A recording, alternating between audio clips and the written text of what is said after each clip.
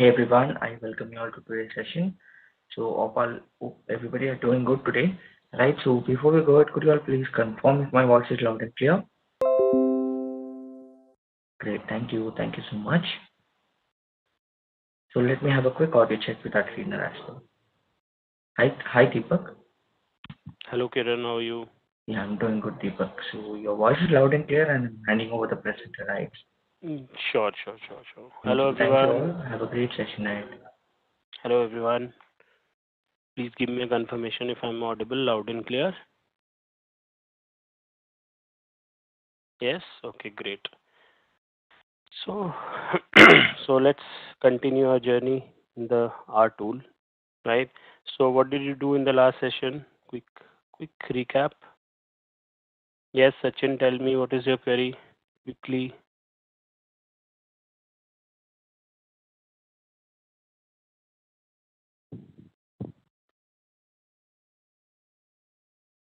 Condition statement. Okay, tell me where exactly.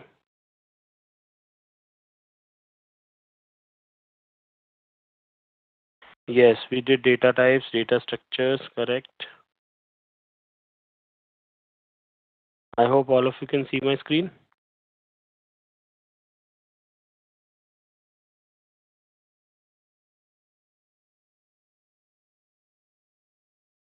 Okay, so today we are going to start with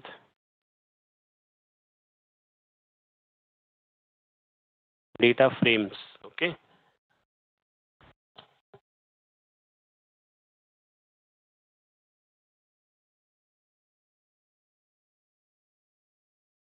today we're going to start with data frames. So this is, I told you, this is from where you will actually be using the concepts throughout in data science from data frame, right? So let's understand what is a data frame first. Data frame is a rectangular data structure similar to a spreadsheet. All of you know what is a spreadsheet? Sachin, what is the doubt? If you can tell me the doubt, then only I will be able to. You want me to completely explain if and else?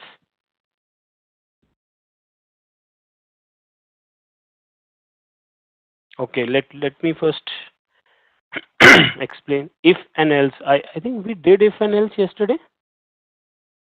Only loop was left, right? We did if and else. So what exactly? Any particular doubt? Okay, let me explain it again. If and else, Sachin, if if else. Let's talk about just their English usage. When do we use if and else? Sachin will tell. When do we use if and else? Condition, right? If exactly, right? So that is what we are doing here also, right? So if the value of let's assign B a value. I've assigned B a value of 5, right? So I'm saying in line number 9, 109 and 1010 and 11, 9 to 11, 109, 1010 and 1011. What I'm saying, if B is greater than 10, right, then this is my argument. This is, I'm just telling if the value of B is greater than 10, then print more, right? Run 9, run command error comes, sir. Are you running it in isolation? See, I'm getting less. Right now the value of B is 5, which is less than 10. So I'm saying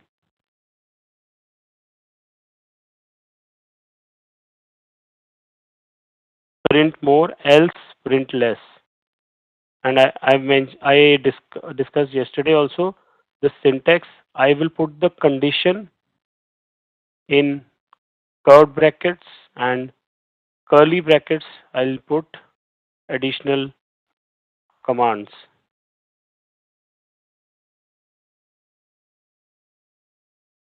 Are you still getting an error?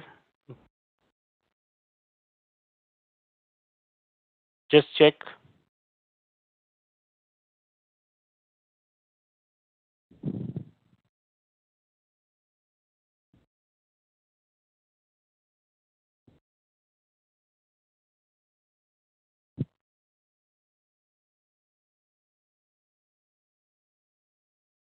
Sachin, I'm waiting for your response. If you can.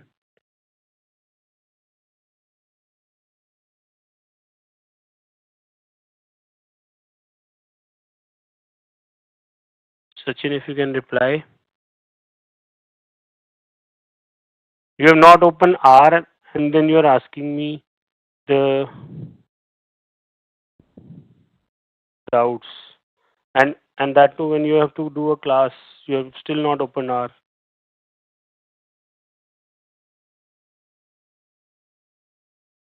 Okay, don't worry. I'll take it up. Right. First, let's start data frame. Right. I'll take up this doubt. Right. Maybe in the break or maybe during the after I complete data frame, I'll take it up. Right. You open R and let's start with data frame first. That's very important today. Right. And we have a long way to go today. Okay. And also I'll share my coordinates on the in the group, right? I'll share my email ID. I can share it in the chat window, and you can write to me, right, directly, and if you have any doubt. Okay. Can I continue, Sachin? Okay. Right. So let's understand. Just focus on data frame right now. Don't worry. That's a very small concept. It is just a very small error you would be making. Otherwise, it's very easy. Okay. That if else is very easy. Don't worry. Okay. Okay. Okay. So data frames. Data frames are rectangular data structures. Rectangular data structure means just like spreadsheet, which will have rows and columns.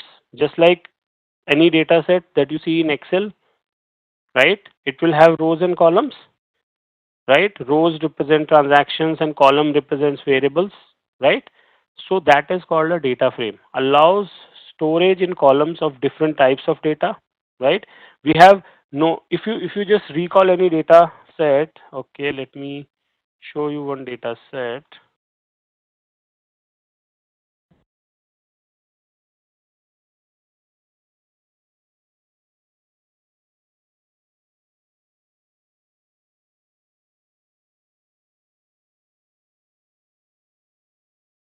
Sample Superstore.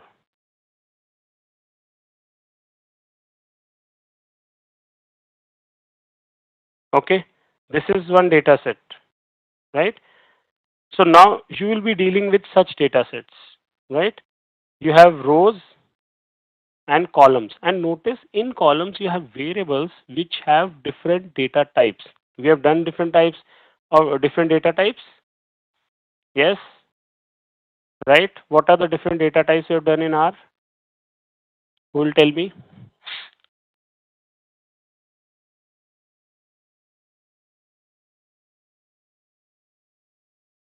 Character, n- nominal. Okay, nominal. Fine. Not nominal. You can say okay. Character, ordinal, or right. Then logical. Yes. Then numeric. Right. Integer.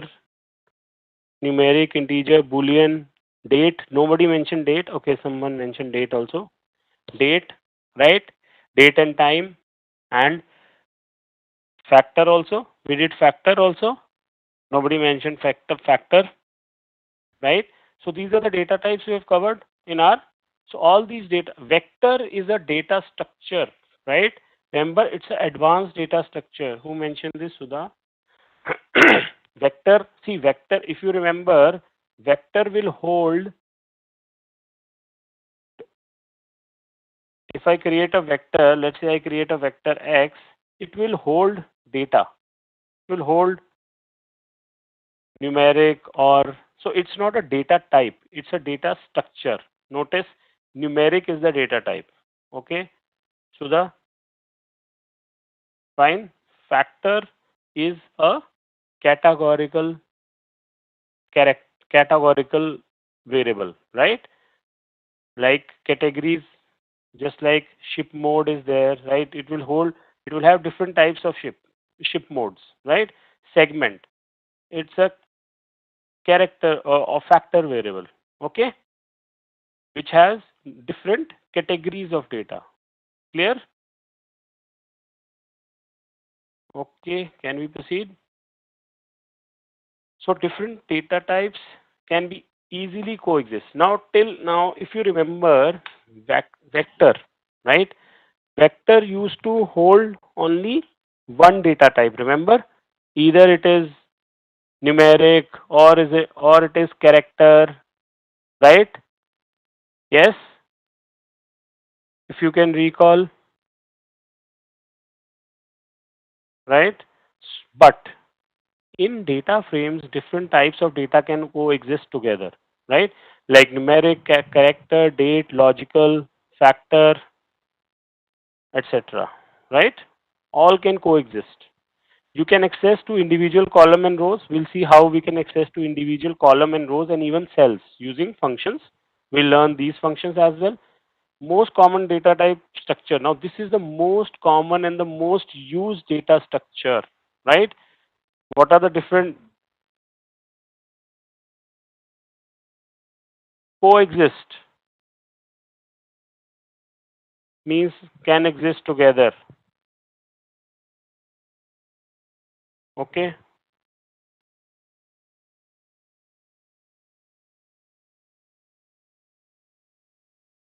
exist both coexist means both can exist together. Sachin. Okay, most common type of data structure you will deal in R. Fine, and it is created using the function data.frame. Now we are going to create data frame, right? So I want you to create a data frame, right? First, create. I I'll share this X, Y, Z. These are three vectors. Oh, sorry, these are three vectors. Vector X has numbers from 1 to 10. Vector Y has numbers, some random numbers, and vector Z is a list of 10 countries. Okay, quickly do this. Quickly run X, Y, Z, and you'll and notice whether they exist in the global environment. I've shared the codes. So because they are a little bit lengthy and they are creating vectors only, so I've shared these codes so that you don't have to write them. All of you have created vectors X, Y, Z. If you have created, type yes.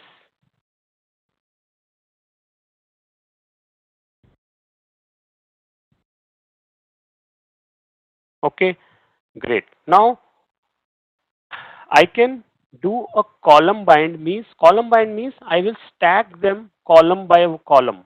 Column bind means I am going to put them in columnar format. One column, two column, and three column using a command cbind. I can put them this way also. Cbind xyz and assign it to a variable ctry1.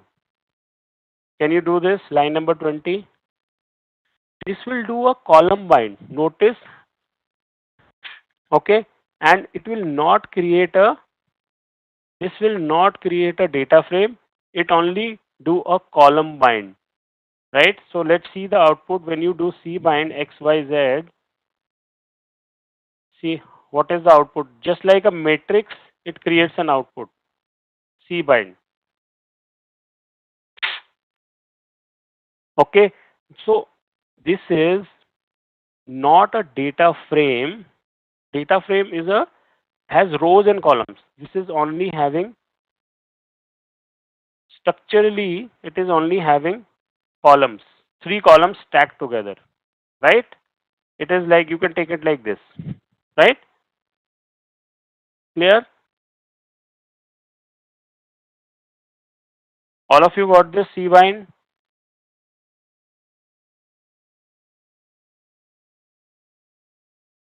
If they are of different length, even then it will create a cbind. Okay, you can try that.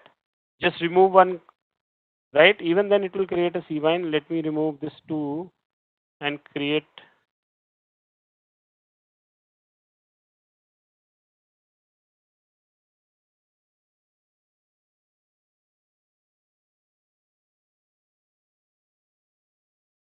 Hmm, 3, 4, 5, 6, 7, 8, 9. Why? So what did it do? N. It repeated the first one. Can you see? Because see, I had now understand this. If y had 9, I had notice what I had done. I had just removed one element in y, right? So what did it do? It just in column bind it has just repeated 21. 21 it has taken again it has started repeating y. Is that clear? Right? Yeah, it starts repeating the variable that uh, has ended, the elements of whose has ended, it starts repeating it from the first element. Okay, clear? I have just named it. CTRY is just a name. You can put any other name. CTY, CT1. It is a name. I have just given it a name. Okay. Okay. Elton, Raju, I didn't get the column. Why did you not get the column, Raju? Raju, did you run these three? In the console, you are not getting the column. That you will get when you ask the value. 22. CTR is a short form. Sachin, CTRY is just a short form of country. So I've just country 1. I've just created a name CTRY 1. Okay. Raju, when you ask the value, see, line number 20 will not give you any answer. See, okay. And notice it is giving you a warning also that the lengths are different. First part, line. Yes, Raju, tell me. First part means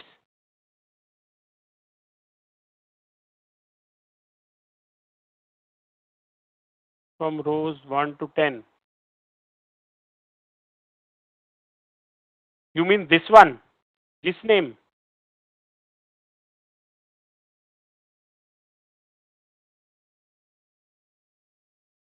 You are not getting, but you are getting XYZ. Can you share the code with me? Can you share the code quickly? How many of you got the output of cbind? You are getting it. Okay. Okay. Herman, do you have any doubt?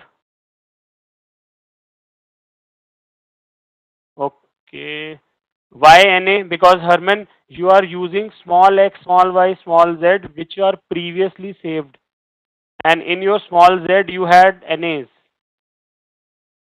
Okay, you had not run these capital. These are capital X, Y, Z.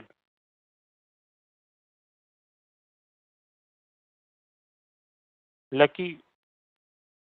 Raju. Yes, first let me help Raju. Yes, Raju. X, Y, run. Did you run? Okay, Raju. Raju, did you run these three? 13, the X, Y, Z, right? Saved it. Do you see X, Y, Z in global environment? Keep responding. Raju, do you have X, Y, Z in the global environment?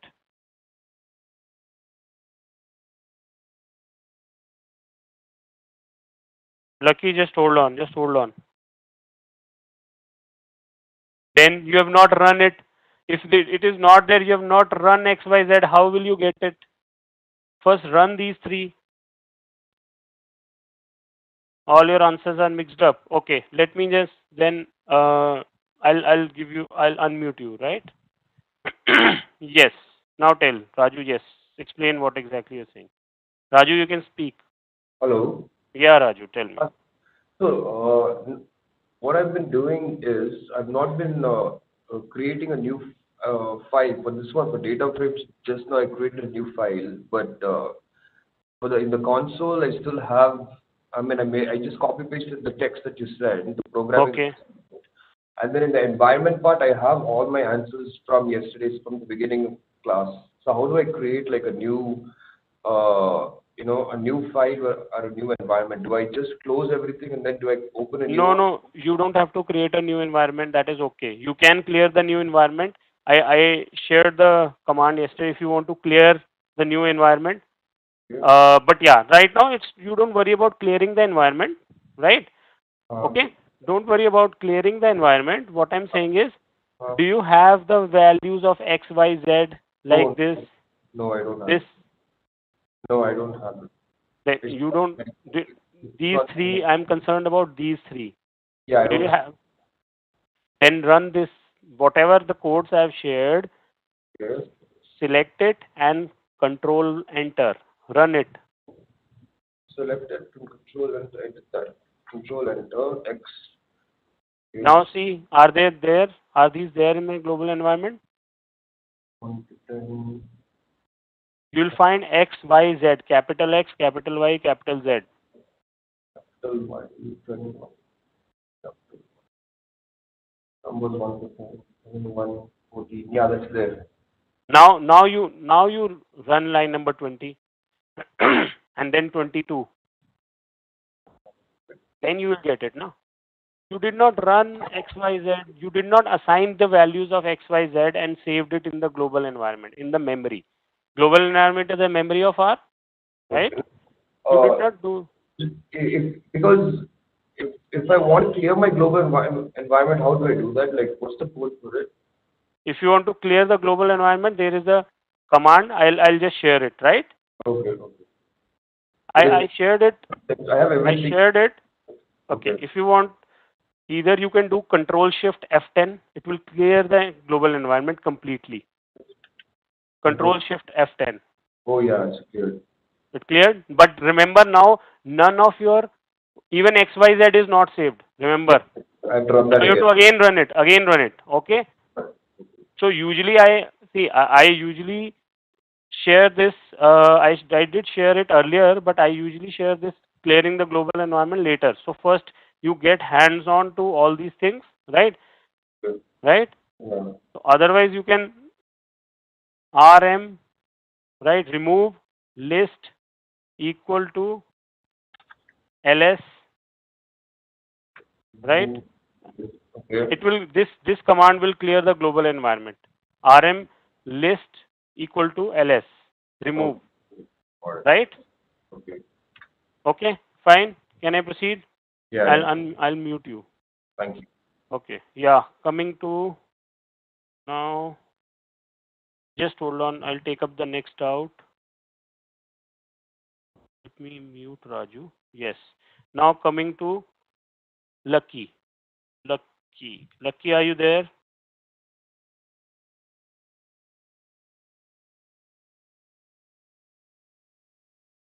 Lucky, are you there? I think Lucky is busy. So next. Lucky, did you run line number 14, 15, and 16? Yes. Do you have the values of XYZ in the global environment? Keep responding, then only I'll be able to help you. Unless until I know which exactly where you are, I sincerely don't know how to do it. You don't know how to run. You don't know how to run. Did you practice? We have been running for last 2 days. Then that is what I'm saying. Okay, I shared the command, means you just have to copy this, paste it, and how do you run it? How do you run it, Lucky? What is the shortcut of running? Shortcut of run?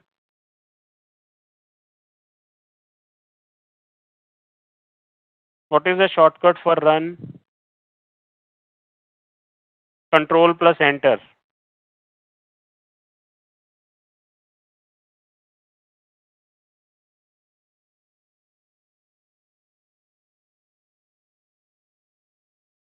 It it I mean every other minute you are control not, it's alt plus hyphen is assignment operator. Lucky. Rohit, your, there is the error.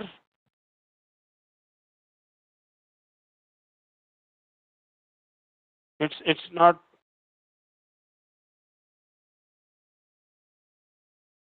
Lucky, I'll unmute you first of all, right? That will be better.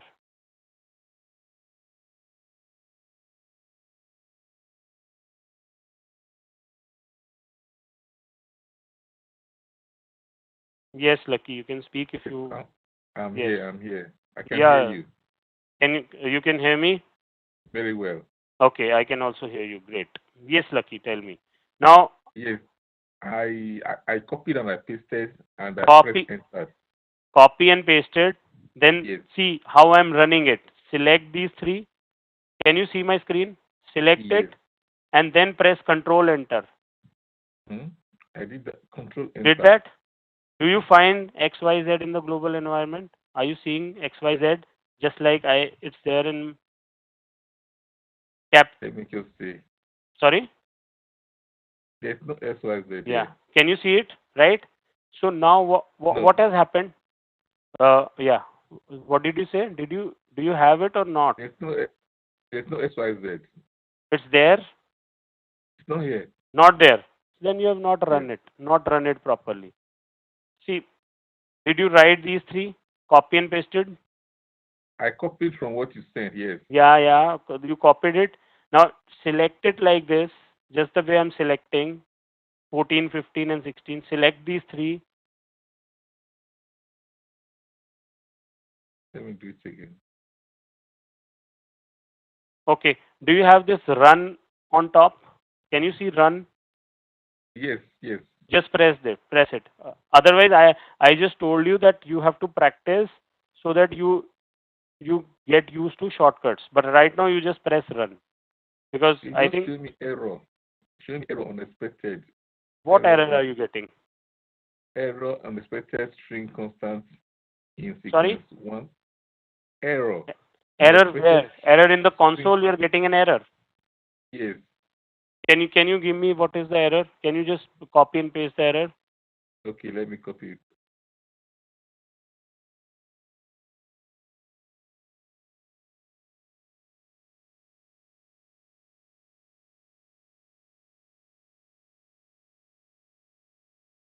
I've sent it. Unexpected error. Unexpected string constant. Why is SEQ 1 to 20 coming? See, I you're don't running really. lot of codes. You're running not these three, you're running lot of other codes also, right? I think, okay. Can you share your screen? Do you know how Ah, to, that I don't know how to share my screen. I'm a novice. sorry? I don't really know how to share my screen. You don't know how to share the Yes. screen. Yeah. I'll give you the, I'll give you the sharing rights. I'll change to the change your role to presenter, right? Okay, let's do this. Let's not share because I don't know because you don't know how to give it back. I think. See what you're doing is lucky. You are not unexpected. Comma is there. I think you have not copied X Y Z properly. First thing, you have not copied them properly. I can see it. The message that I'm getting. Okay, I'm sharing X Y Z again. Copy it one by one. I've shared X. Just copy it. In fact, you could have created it. I easily. Can you copy it, paste? Okay, let's do that. Similarly, Y. I'm sharing Y again. Copy it and paste it. Lucky, I mean, it will require practice. I think uh, you need some more practice. Please do practice today when we end the session, right? Otherwise, going forward, it will really, I mean, it will take more time for you, right? So, request you to Okay. please practice. You see, Do you get XY? Did you I'm copy and saying paste? yes. Now, can you select XY, the rows where you have copied, just the way I'm doing it? Can you see in my screen? Can you select them just the way I'm done? Yes. And hit run button. Okay. Are you getting X and Y in the global environment? Hold on. Yes. Are you getting it now? Can you please respond? Sure. Right? You got X and Y? No, Sorry? not here. Right? Now I have shared Z also. Copies this Z. And since it is in the chat window, you might see some gaps, right? Just make it clean, just the way I have written in on my screen. There should be no extra gaps. Now run Z. Do you get Z Yes. in the global environment? Yes. You got it just like it is there for me. Now it is there, Yes, it's here. right? Okay. Now can you run line number 21? What is 21 doing? It is doing a column bind. It is binding the three variables in columns. Can you do this? I am sharing the code. Please run it. Okay. Let me just do that.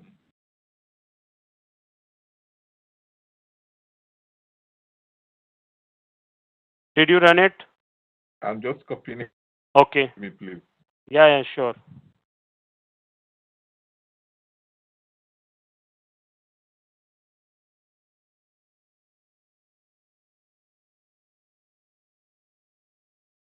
I run it. Once you run line number 21, the Yeah. code that I've just shared, do you see this entry in the global environment? Just look at the screen. CTRY1. Do you see this entry? Oh, Yes, no.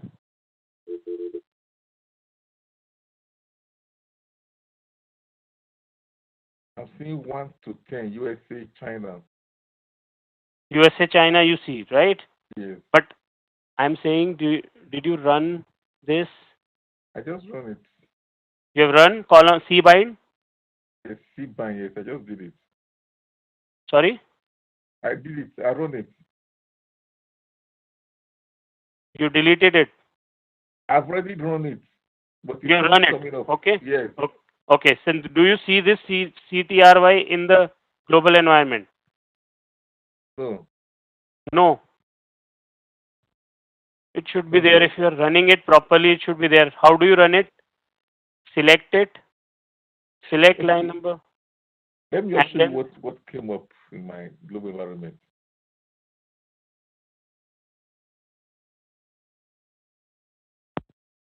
I can't copy it. you can copy it. No, I you can't can copy global. it from the global environment. You can just Yes. you can see it should be there. CTRY1. It should be Okay. there in the global environment, just like this. Is it there? Just continue, because I don't waste Okay, your okay. time.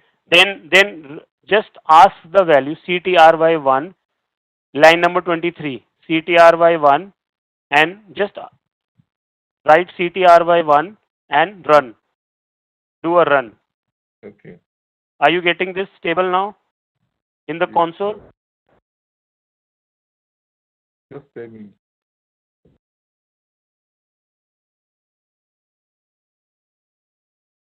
Say error object CTR were not found. Just continue. I will look at it. Just continue teaching. Okay. Mm. You're still getting an error. Yes, just continue teaching. I will just be following without story. Okay, fine. I'll continue teaching, and then maybe towards then I'll just see your screen, right? Because you don't Yeah. know how to give it back. Because if I give it back, then the entire session will be disturbed, right? Okay. Okay. Just Okay, continue. fine. Yeah. I'll learn it. Okay, Yeah. fine. Okay, let's continue. Okay, C bind, Sachin. C bind means I just told you column bind. Columns are bind. Columns are stacked one next to the other.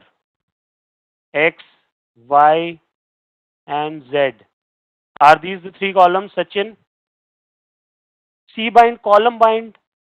What is there to C bind? Do a column bind for X, Y, Z.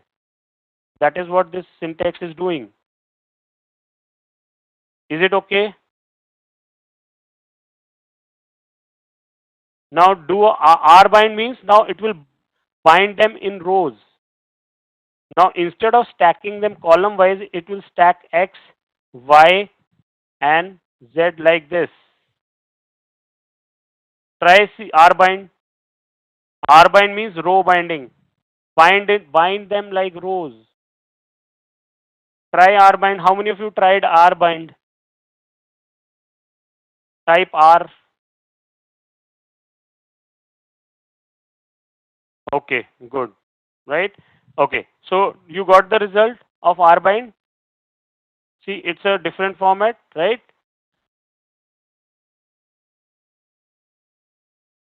R bind. So if I ask the value after R bind, it gives me row wise. Okay. Sachin, you as well? Okay, let's continue. Creating a data frame. Now you can create a data frame. Now data frame is a different structure, data structure. It has rows and columns together. Okay. So you can create a data frame using data.frame as I just mentioned, right? Data.frame XYZ, and then I assign it a value of CTRYDF. This is a name given to me. I have given it a name. You can give any other name, but remember it then. Okay, try creating a data frame, data.frame XYZ, and see the result. Argument imply different number of rows. Okay, I think Z has done Z again. Yeah, and make sure you have X right now.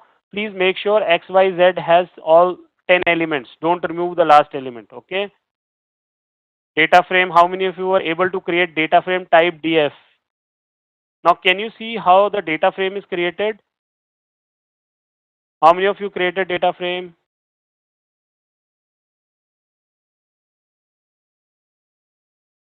Okay.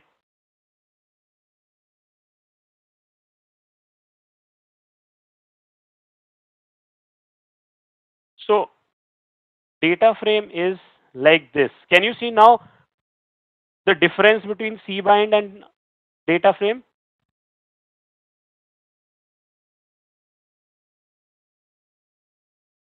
Yeah, sure. Let me open.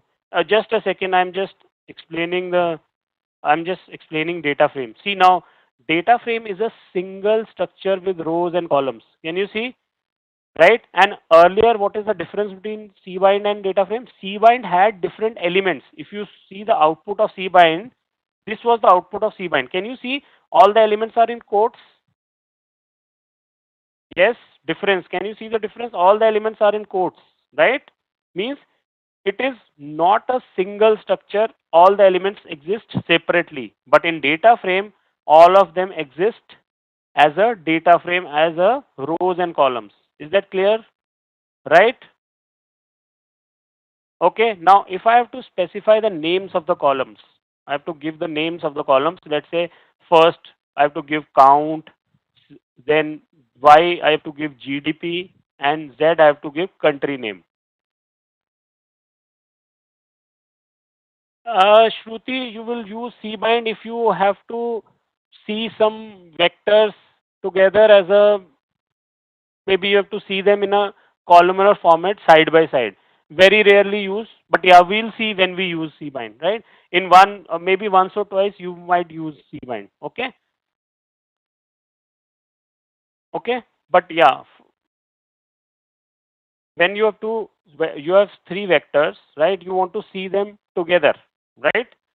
So you'll use cbind, okay, so that you can see them stacked together. What is the, Pooja is asking, what is the first column in DF? First column, this one you are saying, where you see 1 to 10, right?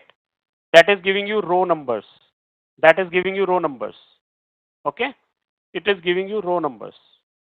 Okay. I want you to add names line number 43 and 44. Add names and run line number 43 and 44.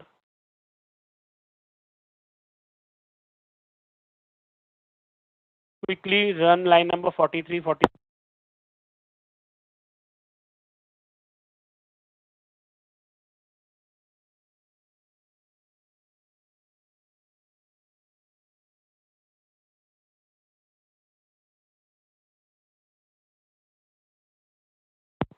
Am I audible now? Am I audible now?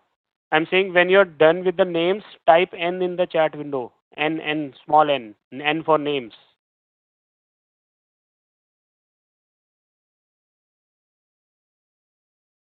So when I run names, can you, do you see names? See, can you see names?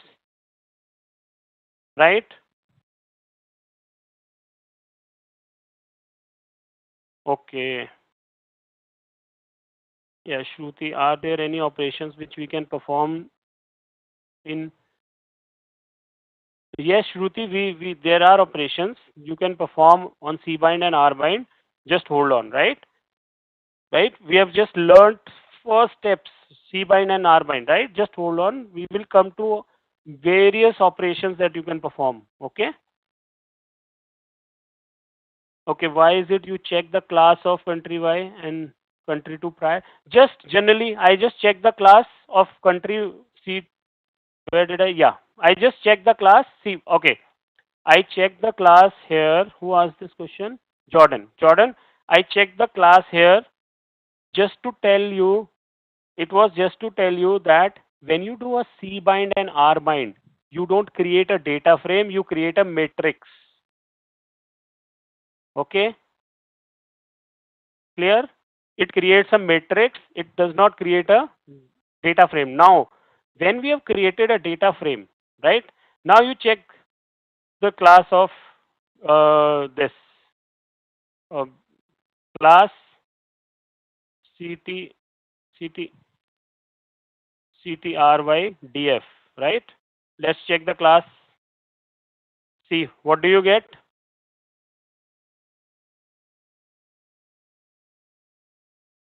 All of you got it?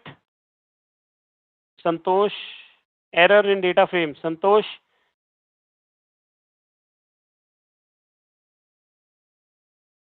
okay, Santosh is getting an error in data frame. Santosh, let me just check. Country name. Santosh, you are putting a small z. Santosh, you are putting a small z in country name. Please be sensitive about the case.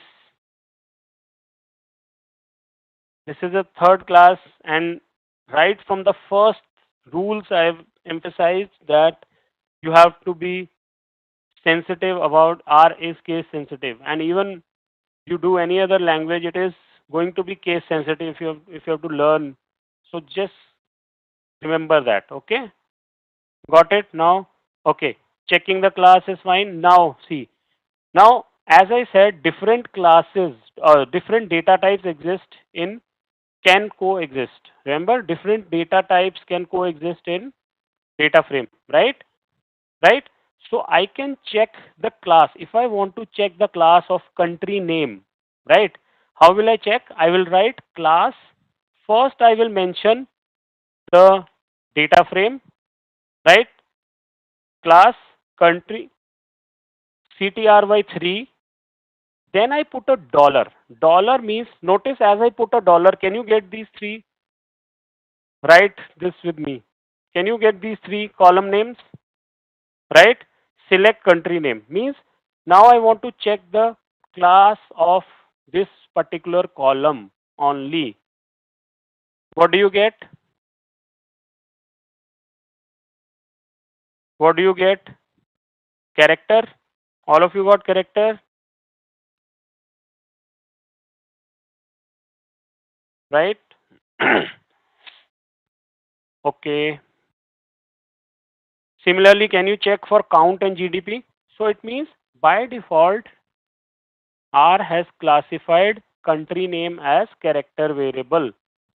And by default, can you check dollar? Okay, dollar is an extension. Okay, dollar will give you, okay. Sachin. Who was this? Raju, right? Raju. Okay. If I have to select the country, if I have to see the class of country name, right? Country name is a column in my data frame, right? If I say, okay, let me give you an example. If I say Raju stays in room number 3 in his house, or let's say Raju is stay. Okay, let's take a example of hotel, right? Raju is staying in room number 119 in Destin Hotel, right? How will you reach Raju? First, you will go to the hotel, and then you will go to the n- room name, right? So this dollar is doing that extension, right? First, I am mentioning the country name. How will I reach country name? First, I'll mention the data frame, and dollar is an extension that, okay, now within country name or within country 3, where do I want to reach? I want to, as I put dollar, can you see it is giving you 3 results? Getting it? Country name and close the braces.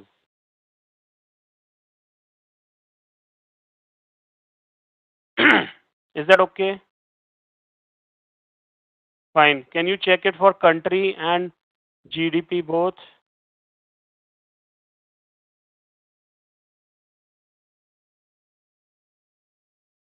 Why is GDP numeric? Why should not be GDP numeric? Who is asking this? Why should not it be numeric? And count. Okay. Is integer tab? Sorry. How do you make a variable integer? Pawan, how do you make a variable integer? You are asking me questions that I explained in the first session. So that gives me an idea that you really need more practice and you are not revising what you are doing. What is the difference? I should be asking you that, Pawan. What is the difference between a numeric and a integer? Integer, if I create an integer variable, I will add. Did you see the recordings then?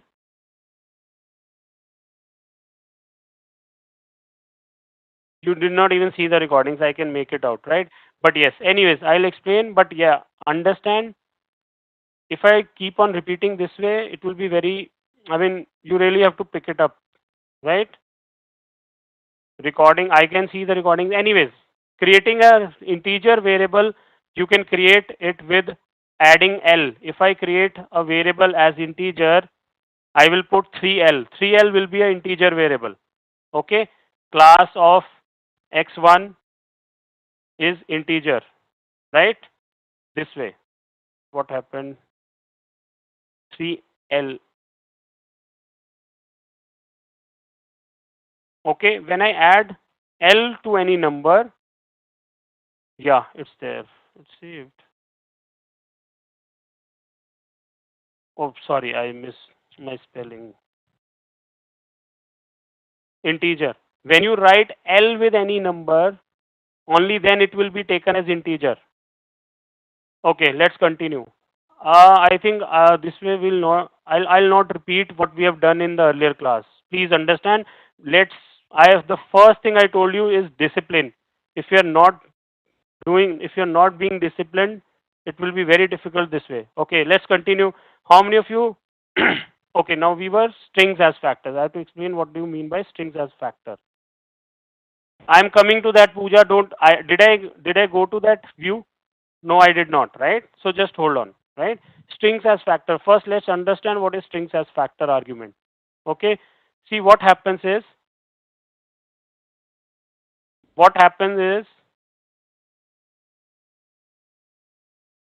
using strings as factor equal to false prevents the conversion of character into factor variable. Means by default, if you see when you run a data frame, right? When you run a data frame, right? I'm just taking you to the description of the data frame, right? by default, can you see it converted character variable into character only, right? It converted the character variable as character.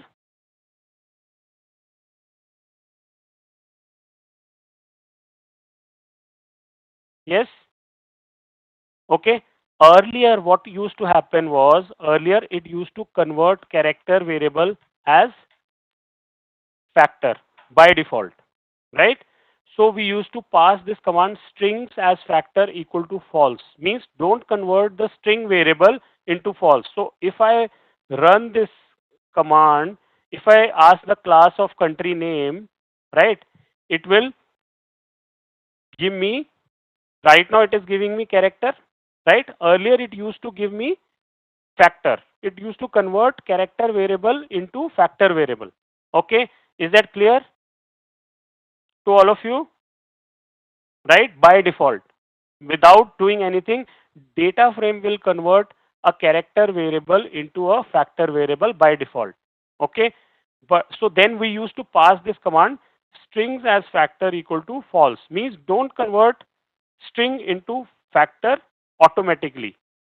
Okay, clear? Strings as factor equal to false is clear, right? But now, since it is converting it into a character, this has made a change has made in the change has been made in the recent years, right? So we don't pass this command automatically strings as factor equal to false. Okay, clear? This is clear. Is this clear to all of you? Right? So now when I run this strings as factor and I add, when I run this data frame, line number 66 and 67, I give a name also, count equal to X, GDP equal to Y, country name equal to Z. Yeah, now we don't need it. That's what I'm saying. Now we don't need it. And even if I remove this, it will automatically convert it into character. Now, whenever I want to convert any variable into a factor variable, I will convert that into a factor using as dot factor, which we'll do. We'll see, right? So right now we don't need strings as factor as such. Okay, clear? Right? So if I write strings as factor equal to true, right, and I write CTRY-DF2 dollar country name, right? And I check the class.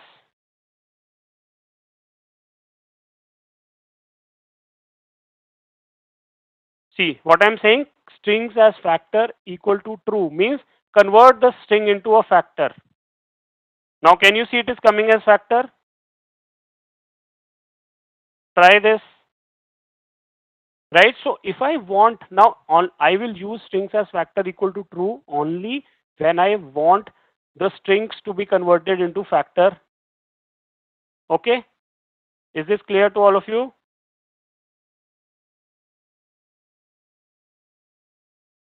I will paste this, but okay. Now again, just to make you sensitive about it, notice in strings as factor, when you write, Jordan, you will come to know the purpose. You will come to know the purpose. Just hold on for some time, right? You will come to know why are we doing this string. See, when we deal with variables, right? By default, what is are doing? It is converting it into a character variable, right? But suppose I want this character variable as factor variable. I don't want it as character. Like for example, country name, right? Country name is a factor variable. Yeah, right? It's a factor variable means it is category of data. It is a category, right? Country is a category. Not if I say let's say customer name. Customer name is character. Fine, right? But country name is a category. You can club it. It's a kind of a category. Do you agree, Jordan? Right? Right? So I need country name to be a category, right? So I will convert this into a factor variable. When I'll be further using it, I'll convert it into a factor variable, right? So don't worry, we'll see when do we need it. For now, just okay. I was saying Notice when you write strings as factor, let me write it and show it to you, right? I pass this command strings as factor. It will come on its own. Notice A and F, they are caps. Exactly. Notice this. I'm making use, right? Okay. Okay. Let's continue. Data frame. This is just again I'm trying to name it, so you can just ignore these lines. Class of country name, I've already showed it to you here, right? Now, n row, n call, and dim. N row means count the number of rows, right? Count the number of rows in country df. Count the number of columns in country df. And dim means dimension. Try n row, n call, and dim. Do they need any explanation, or is it?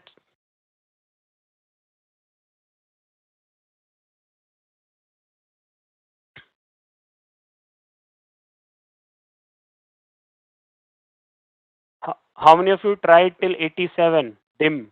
Type 87 in the chat window once you're done till 87. Dim dimension. Dim means, okay, dimension means it is giving you rows and columns both. See, dimension, what is the dimension of a data set? Dimension of a data set is rows, count the number of columns and rows. Okay, Lucky.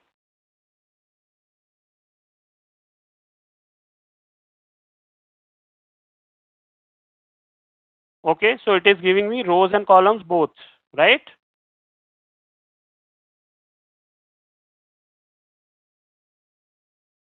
Done. So if I see, notice what is my x? Remember my x was this 1 to 10, right? If I try and ask what is the n call of x,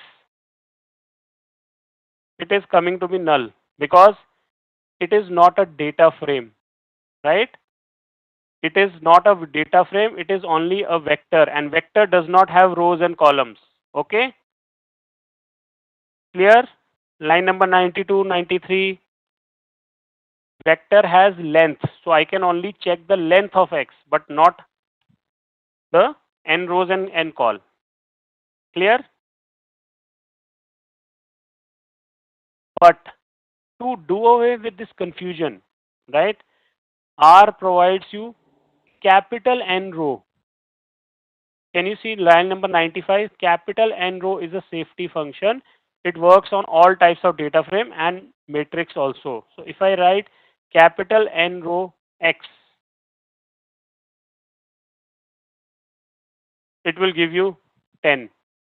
It will work on matrix, data frame as well as on vectors. Clear? How can I know this is a vector? Who will tell me how can one know this is a vector? When you save X variable, remember Sachin, I told you how is a vector saved in global environment? Like this, and like this. It is having one data type and number of elements. Is that clear? This is how a vector is saved in the global environment. It means X is saved as a vector. Clear? Sachin. Okay? Okay.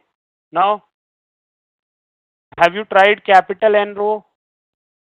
Similarly, capital N call also works. Okay? Now, if I have to, now, see, I have, sorry. If I want to get the names of the columns, I will use names, right? You get the names of the columns, right? And if I length of capital X is showing you error, your spelling mistake, Vikas, spelling, check the spelling.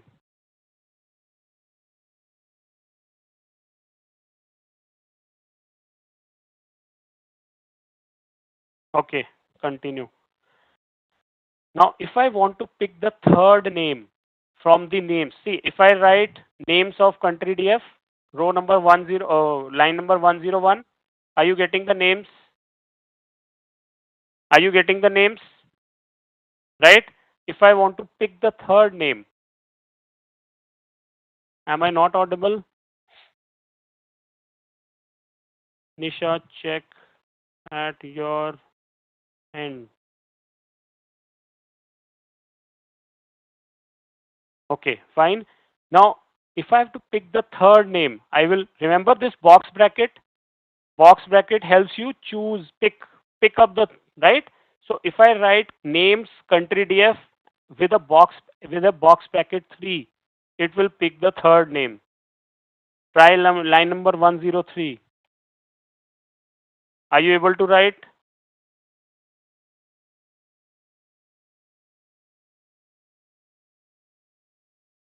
Similarly, row names will give you the names of the rows.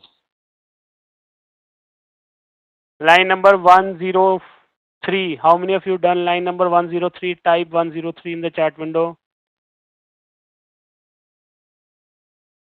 Okay, good.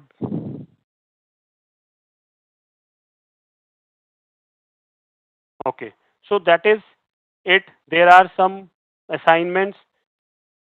Discipline was our first promise, and I can see it. I can see you really need more practice, right? Please understand you have to be very disciplined, right? So please do practice when you go back today. Please do practice. Okay, count of rows. Yes, right, Jordan. It is count of rows, right? Okay, there are some assignments I have given. You can try these assignments, right? Small assignments, just creating data frames, right? So that will really help you get a grip on how do we create data frames. Okay. So I would want you to do these assignments. Okay. Okay. Moving to the next data frame we have done. Now see, when you deal with data science, right? Do you deal with small data sets? Do you deal with small data sets? No, right? And what have we done? We have created small data frames right now, right? And we created them manually here, right? We created these data sets, data frames manually. Do you think I can create a uh, big data set, something like this, which is having 999 around 10,000 rows, or even a million rows and some 100 columns? Do you think we can create it manually? No, not possible, right? So, right? So, we will have to learn how to import data set, right? Unless and until we know how to import them, we will not be able to handle big data, right? You can't keep creating data frames. This was only a basics to understand what is a data frame, right? Now we will see how do we read data set from external sources. Okay, so for this what I'll do is I will share.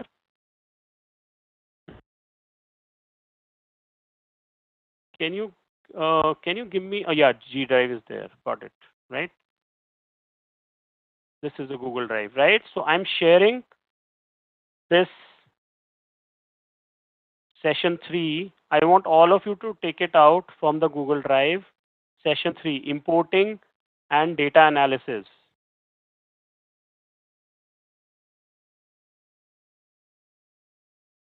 Link for Google Drive. Here is the link for the Google Drive. Okay.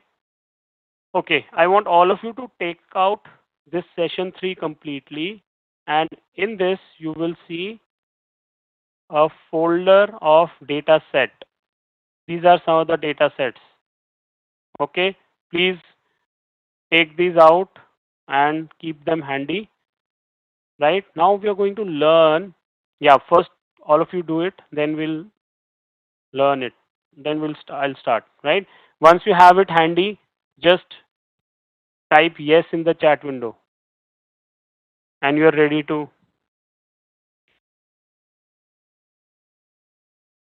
Okay, good. I'll wait for some more confirmations.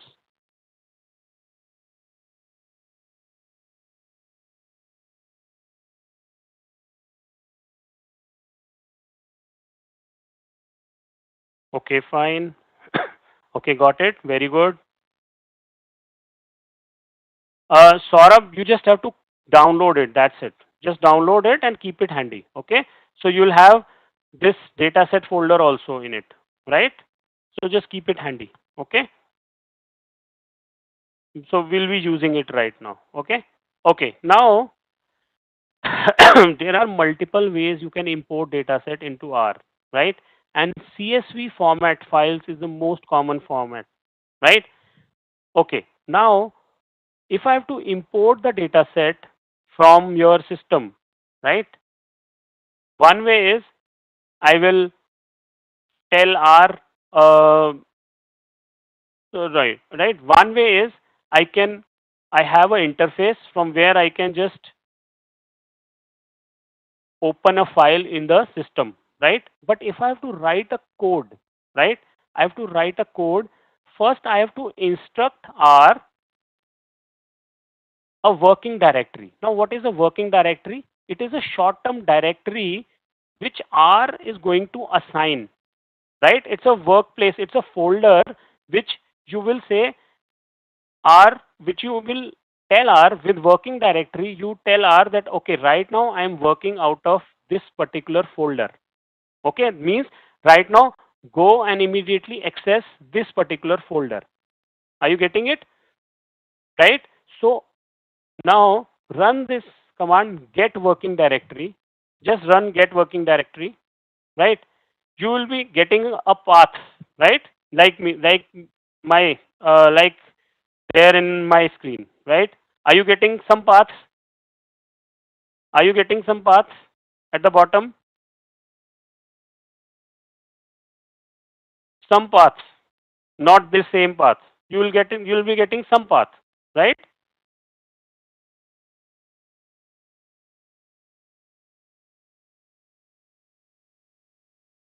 All of you are getting some paths, but see, but you are not, your data sets are not at that place. Your data sets are not there. Yeah, like most of you will be getting documents by default, right? Like Herman just shared, right? Documents, right? So that is the default path that now, but your data set is saved somewhere else. Like my data set is shared, is saved here, right? Right? So I want that by default R should work from this directory so that immediately it can pick data sets from here. Okay? I want that this becomes my working directory. I call it a working directory. We call it a working directory, right? So what I'll do, I'll copy this. Can you see? Exactly. That's what we are doing. We are changing the path. Can you see? Copy this, right? And I run a command called set working directory. Set working directory means set a new working directory and in double quotes paste this, right? Set working directory in double quotes, paste it, and all you have to do is change the, can you see these hyphen, this slash, these are forward slash. Change all of them into backward slash. Change all these into backward slash. All of them. Please change them to backward slash.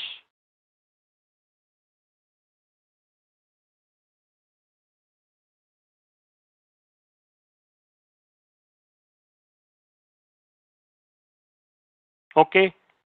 Line number, and then run it. Select it and control enter. Run it.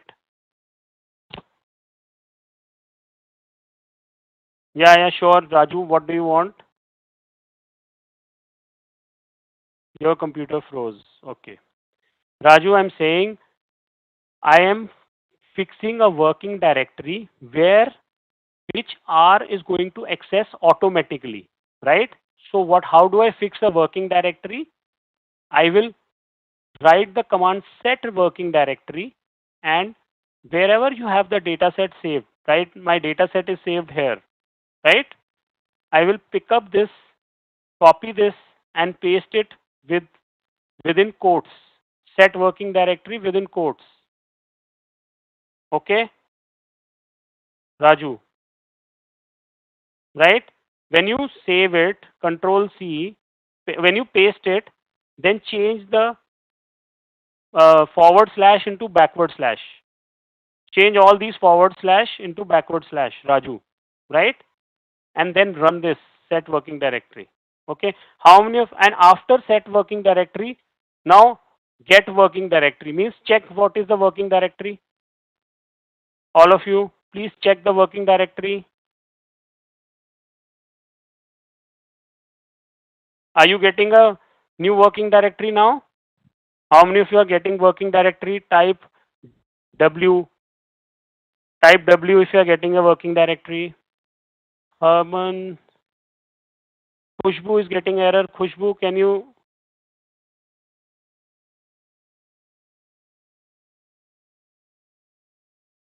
It shows the current folder out of which you will be working. Okay.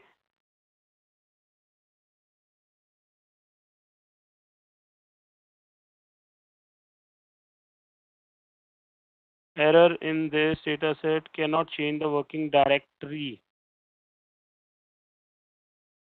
You are having a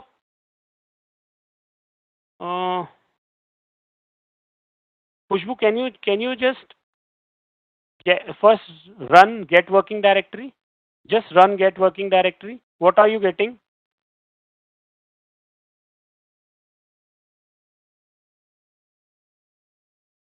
Okay, yeah, zip. Yes, I think, yeah, that could be the reason. Unzip it. No, but I think zip. Okay, what you're doing, Khushbu, what you're doing is you are, but zipping should not, you are just assigning a folder. It should not, but okay, I got it.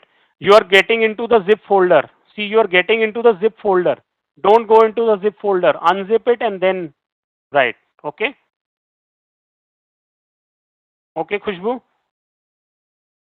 Okay, others, you have got the working directory? Okay, great. Now, I have a data set there called cars retail price. Can you see this data set? Cars retail price. What is the format? Comma separated files. It's a CSV format. Can you see? CSV is a format similar to Excel, right? But it is not Excel. It is a comma separated file. You can read more about CSV in the Google Drive. It is a format in which basically it's a very, you can say, computer friendly format, right? Okay. So this is a CSV format file. Okay.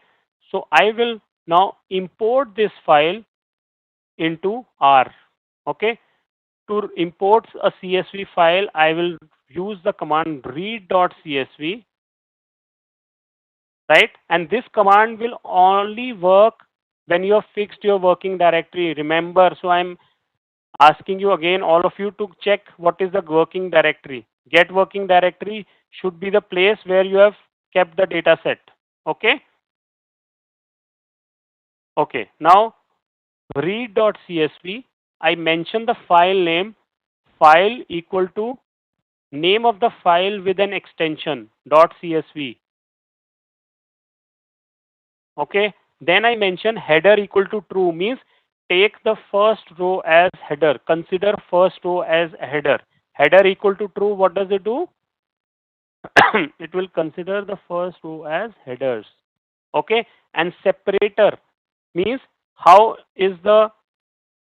are the each data point separated.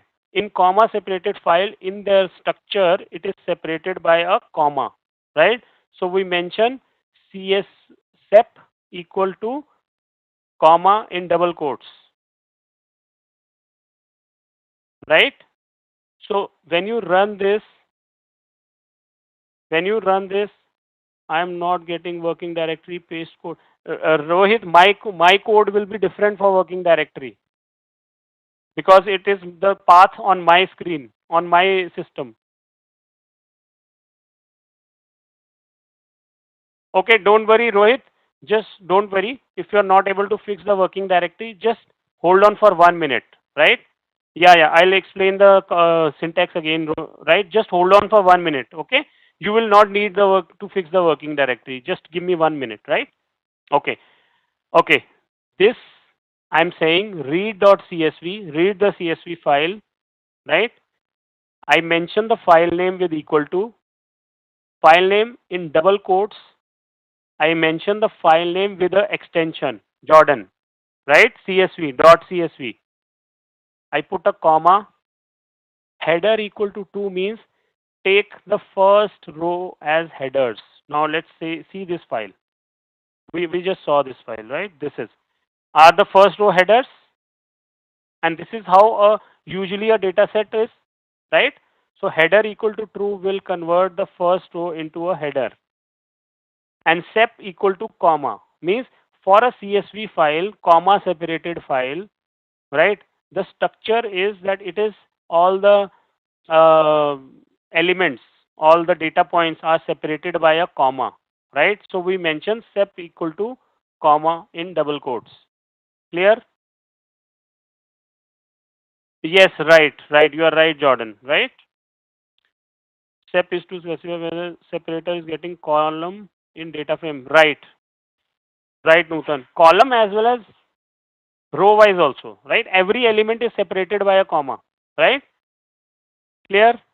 Run it. I want you to run this. When you run this,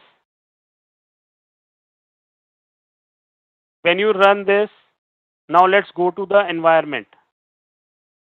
When you run this, you will get table. Can you see table in the global environment with 804 observations and 24 variables? Type yes if you are able to see table. Exactly. Yes, Sachin, you are right. Okay, good. Harman, Hemant has also got. Very good. Okay, many of you have got. Harman, error in file. Cannot open the connection. Additional warning in file. Herman, can you please share your code?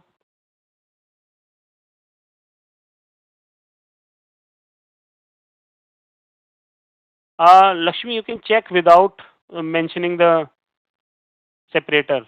I think it will not convert into columns, as you said, right? See, Harman, you did not mention file equal to. File equal to you missed.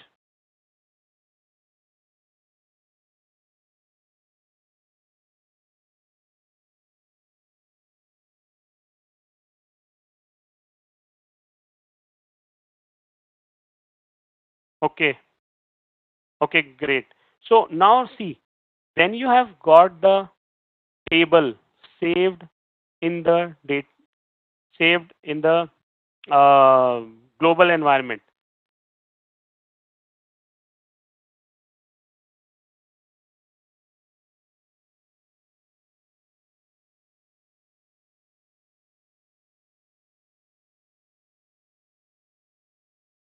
Okay, there are, see, in the file,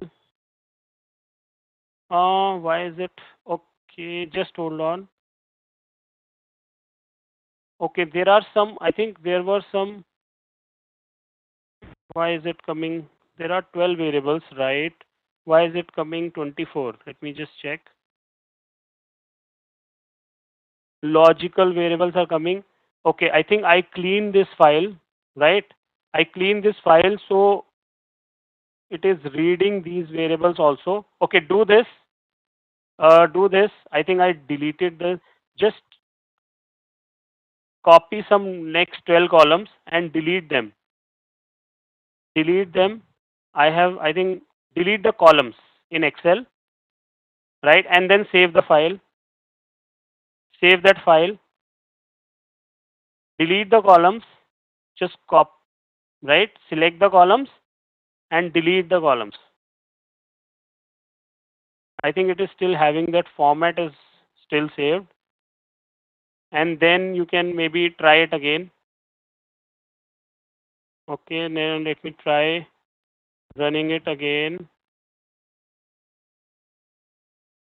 Now see, can you see 12 variables? Delete those columns.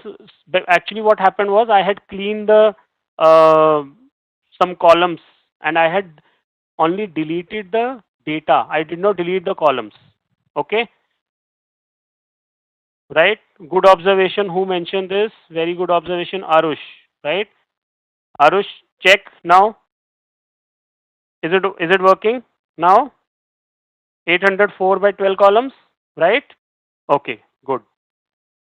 Okay, now let me explain this table, right? See, when you have imported the table in the global environment, you can see the table, right? When you click on this blue button, it will give you the structure of all the data. Can you see all the data, all the variables, just like each vector is saved in the global environment? Yes, all of you can see this,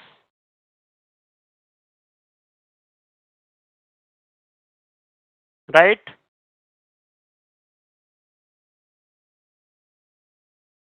Okay, I hope I have answered all the queries. Raju's, your query also. Did I answer your query? Right? Okay, fine. If suppose if suppose I don't answer any query because there are so many so many queries going on, you can just put it and tell me, right? Don't think that I don't want to answer any query, right? Don't think it that way. Okay, I did not. Rohit, tell me what was your query. I think I answered yours, Rohit. Okay, yeah, tell me what was your query. If I missed it, sorry about that. What was your query? Just put it. Okay, yeah, please put your query. Put your query. You are not getting working. I answered your query. I remember. I told you. Oh yeah, yeah. I told you that hold on for 1 minute, right? Hold on for 1 minute. Yeah, yeah. Just hold on for this. Only see this step, right? This is the step wherein you will need the working directory. If I instead of defining the file, Rohit, you can try this. If I instead of defining the file, I write file dot choose, right? Then you don't need that working directory, right? Just instead of file mentioning the file, Rohit, replace it with file dot choose. Now I was coming to that, right? File dot choose. Forget about working directory. That's the old way of doing, right? But this is the best. This is a better way of doing, right? All of you, I want you to run line number 26 and 27, or you can replace file equal to with file dot choose, right? Just run file dot choose and see what happens. See, can you see? You'll get this Explorer window. RAM sep is a because it is a comma separated file. You have to mention the structure, right? So you have to mention sep that what is the separator in the file. Okay, every file has a separator, right? Whether it is a tab, it is comma, right? Every file from that captures that holds data has separators. Okay, right? So we'll discuss other separators also, right? Okay, now how many of you are able to choose the file? 26 and 27. Rohit, you, especially you, because you were not able to write that. Rohit, I am expecting a response from you, Rohit. Waiting for your response. Are you able to choose the file now? All of you? Okay, Rohit, still doing it. Okay, no problem.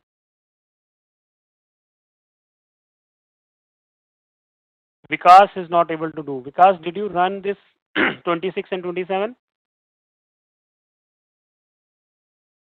Yeah, this is so easy, of course, right?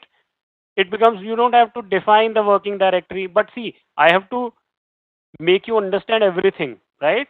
I have to make you understand how those things are moving, right? So yeah, I'll show how to choose the file. See, I'll run this. Okay, let me share this file.choose with all of you, right? Okay, Vikas, it is working. Very good. Lucky, you can copy this code, the code that I have shared. Rohit is still. Waiting for Rohit's response because I know Rohit was not able to do earlier. Okay, okay. Copy it and run it. Lucky you, right? Do you get this window, Explorer window? Can you now expl- I'll come to that. We'll come to that. Hold on, Shruti. We'll come to that. Okay. Let's go step by step. How many of now, Lucky, are you getting this window?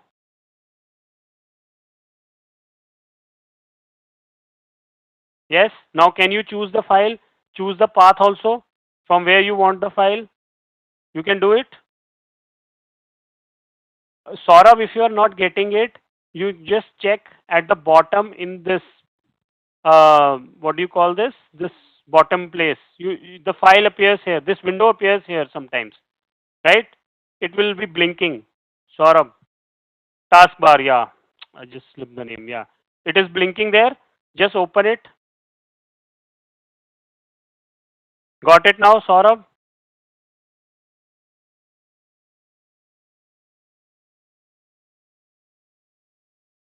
Okay, can we proceed? Lucky, in the taskbar, you will see a icon blinking. Saurav got it. Okay, very good. Okay, now, Lucky, when you run this in the taskbar, you will see here. It will be a blinking window. Sachin, you can paste the errors. You don't have to ask. If you have an error, just paste it, copy and paste it. Okay, now for me it's not happening. Why? Lakshmi, why? What is the issue? Okay, file dot choose header equal to true. It's not reading. What is not happening if you run this? You are not able to choose. Why? Your code is correct. I hope R did not hang for you. What is the error you're getting? Console table 2, you're fine. Error, what is there a error? Windows is not appearing. Nutan window, sometimes Windows does not come on the top. You will have it here blinking. Nutan, check there. Okay, Lakshmi, what you do is just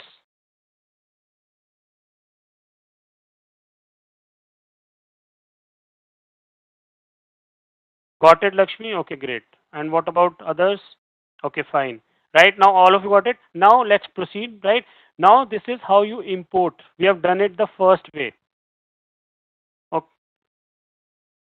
Lucky, just hold on. There is another way you can import file, much easier than this also.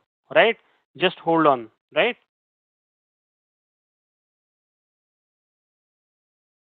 Yes, Sachin. Tell me what was the issue. Did I miss your query? I think you said you got it. File dot choose unexpected symbol in table 2. See, file dot choose. Your syntax is wrong. File dot choose. After choose, there is a bracket. You missed this. Can you see this? File dot choose.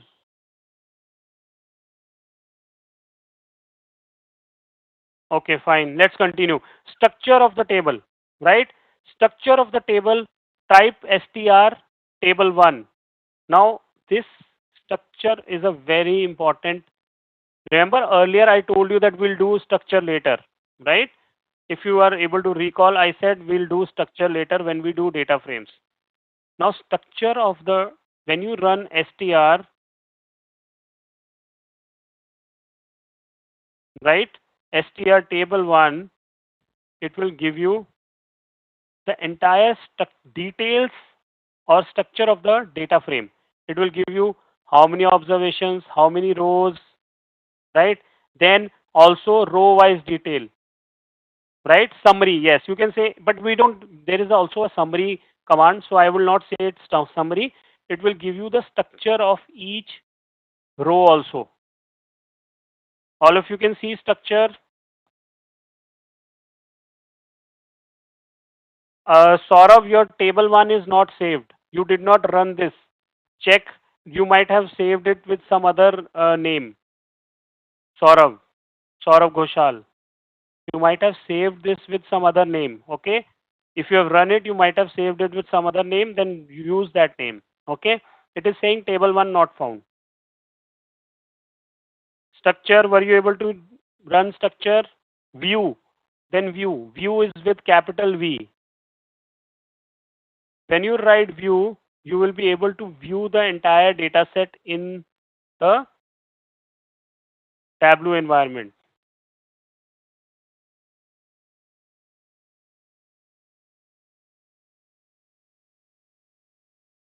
All of you can see view.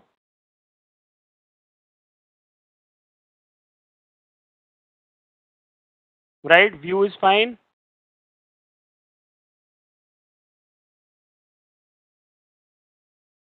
I don't, what you have in console. What you don't have, this structure, str. See, can you be more precise? Raju, I don't have, you have in console. What do I make out of it? I don't understand that. Just try to be precise. You don't have this structure? Cannot edit CSV file. It's asking me to save it in Excel. Fine. Can you load the amount of data? Yes, yes, any large. That is why this we are using this. You can import any even millions and millions and billions of rows also. But of course, your computer should have that power. Okay, computing power should be there. Usually our 8 GB RAM computers can handle million rows easily, millions also. But if it goes beyond it, RAM, what is the issue? You are not able to load the CSV file. Ram, did you try file.choose?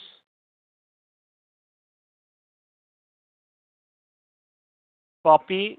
I'm just sharing the command. Copy and paste it. No. First paste this. Right. First one I'll explain it again. I'll explain it in some time. Maybe towards the end. Get file. Just forget that. Try doing this.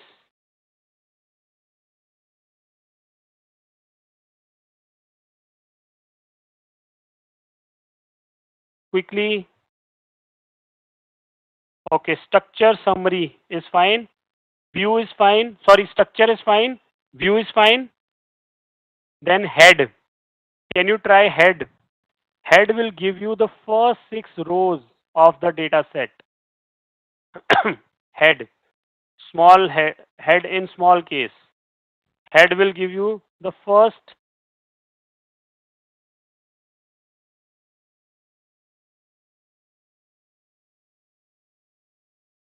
Yes. Just a second. Car price. Yes. Got it. Head. Can you see the first 6 giving me data of the last 2 columns? Last 2 columns. No. Last 2 columns. Just open the console. Make it bigger. You'll have all. See. Okay. Who said this? Lakshmi. Lakshmi, just open the console, make it bigger. You will see all of them.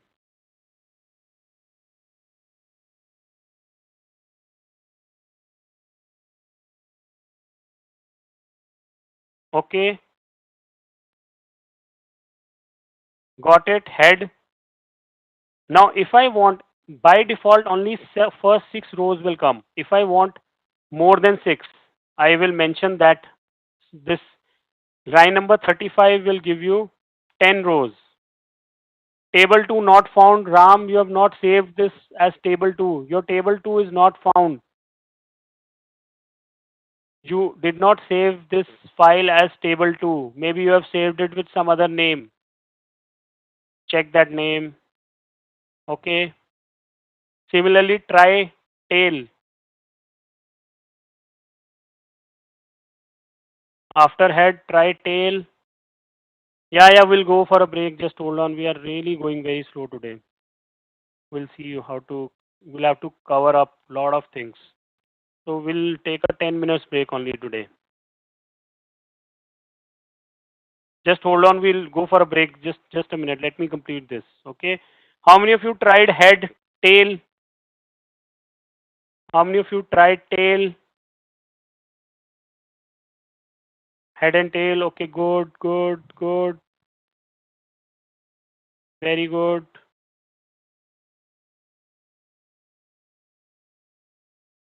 Structure. Can you try the structure also? Oh, we have already tried structure. Now summary. Let's see summary. Right? Summary. Summary is going. This is summary of any data set. Now, what does summary give you?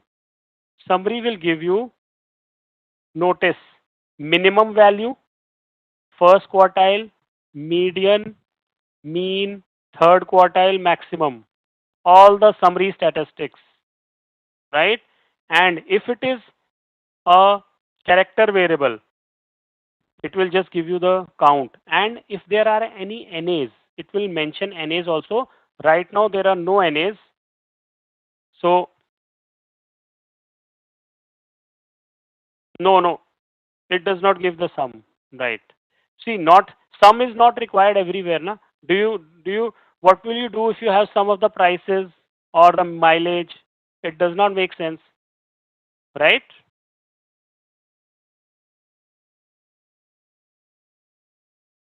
How many of you were able to run summary? Type S. Type S. If you are able to run summary, type S. Yeah, but if it is sales on, but it is not a general thing, na? It does not, sum does not apply to all the variables. So whenever we need a sum of the variable, sum of some variable, we'll do that. Okay. Now I explained strings as factor, right? Strings as factor. I think we'll take a break here, and we will take a break. Now after this, we'll come and import more files, right? Okay, so we will take a break here. Is there a way we can remove NA while it is printing the table? Yeah, while it is printing, you mean while at the time of importing, right? At the time of importing, Bharat, you're saying? No, not at the time of importing. We can import, we can remove them later, right? We'll see when we do data munging, right? We can remove them later. Okay. Harman, what? Sorry if I missed your comment. You said same with me. What is the issue with you?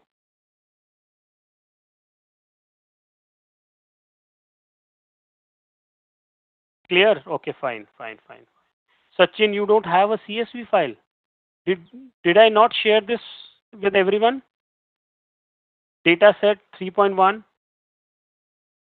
This is a CSV file, cars underscore. It's there. Cars underscore retail underscore price is there, na? Then, Sachin, you are not able to find that file. Now, how can I help you with finding the file? Tell me.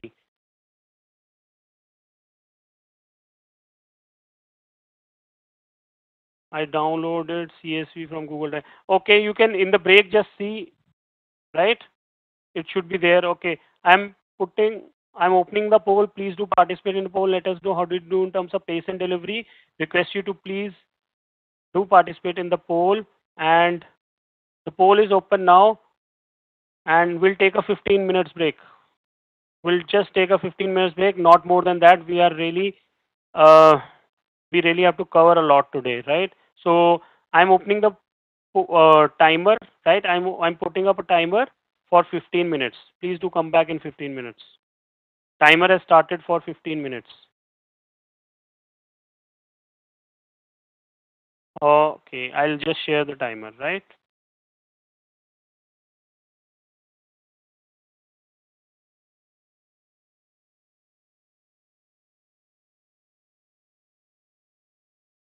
Agenda after the break is also importing, learning how to import from external data set. And if we get time, we'll see how do you do data munging, which I really wanted to cover today, but let's see how things go, right? Okay, we'll continue after the break.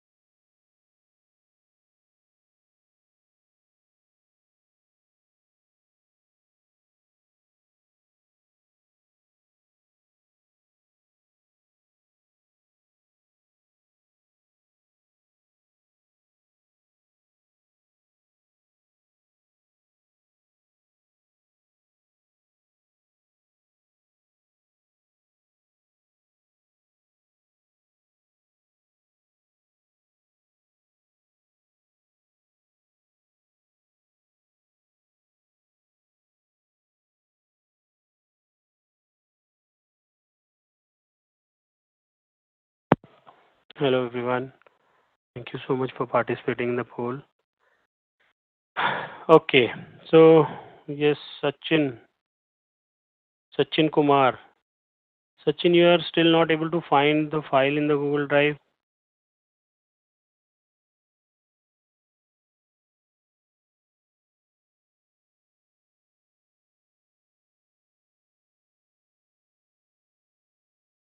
Sachin, do you have the link for the same Google Drive? Just hold on, Rohit. Just a second.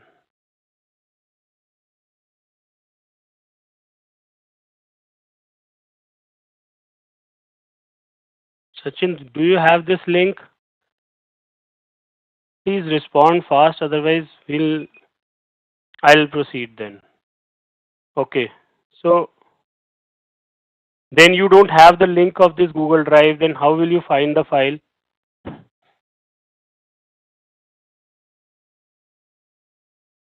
I've been telling to save this link.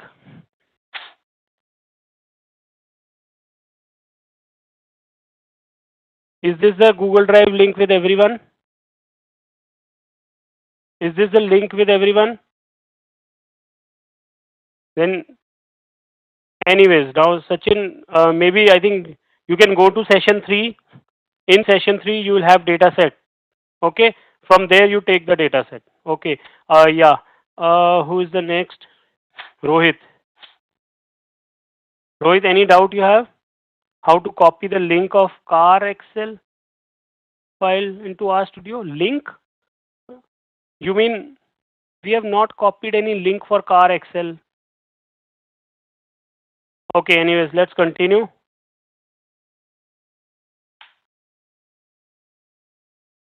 Right? Everyone with me? Can we continue? So all of you tried summary, structure, right? View.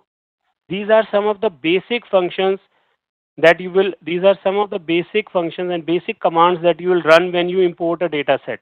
Okay, fine. Separator. Okay, now strings as factor. Okay, there was a question I was reading. There was a question. Can you explain separator again? Right?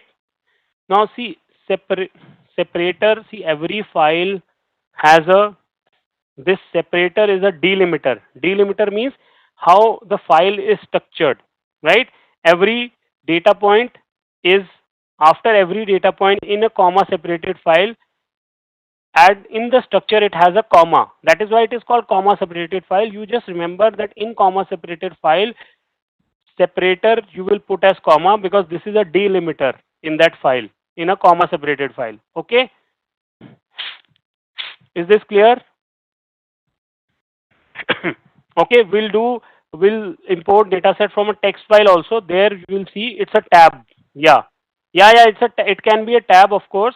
I'm just saying that only, right? Tab comes in when you import the dataset from a text file. Okay, Nisha? Okay, so I mentioned strings as factor. Remember, I explained that, so I'll just move away with it, right? So if you see, I've explained this only. File, then header equal to true. It confirms that the first row is a header, right? Then separator is comma, that the file is separated by commas. It is a CSV file. Now separator, there are other separators also, like this is a tab delimiter separator, right? This we'll see this separator. Okay, just hold on for some time. Right now, let's import another file. I want you to import tomato. There is a tomato file. Can you see the structure? It's comma separated file. First we'll see the structure. Right? It's a comma separated file. Right? I want you to import tomato. The using file.choose. Forget about the name. File equal to file.choose is much better, right? Line number 60 and 61. And use strings as factor equal to true. Save it to tomato. Save it to variable tomato. And use separator as comma because it's a CSV file. Yes, Vijendra, it is for separate. No, separator will be there for all, but comma, separator equal to comma will be there for CSV file. Okay, Vijendra?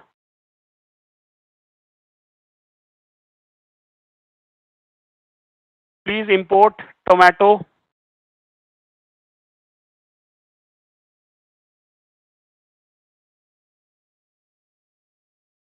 '52 to '56. I have already, okay, I've shared this, Rohit. I've already shared these files in the third, in the third session. All these files are already there with you, right? Don't worry about it. Okay. You will not lose anything if you're not writing the comments. Okay. Okay.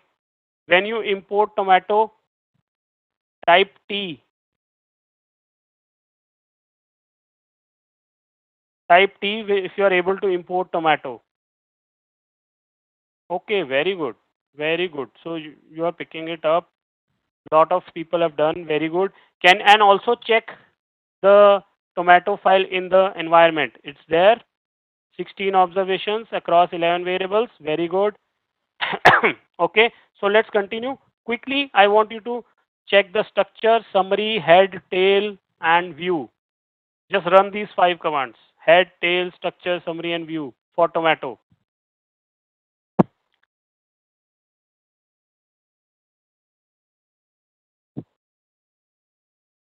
Very good. See, you have to get into in the uncomfortable zone for some time. Only then learning will happen. Are you able to run these?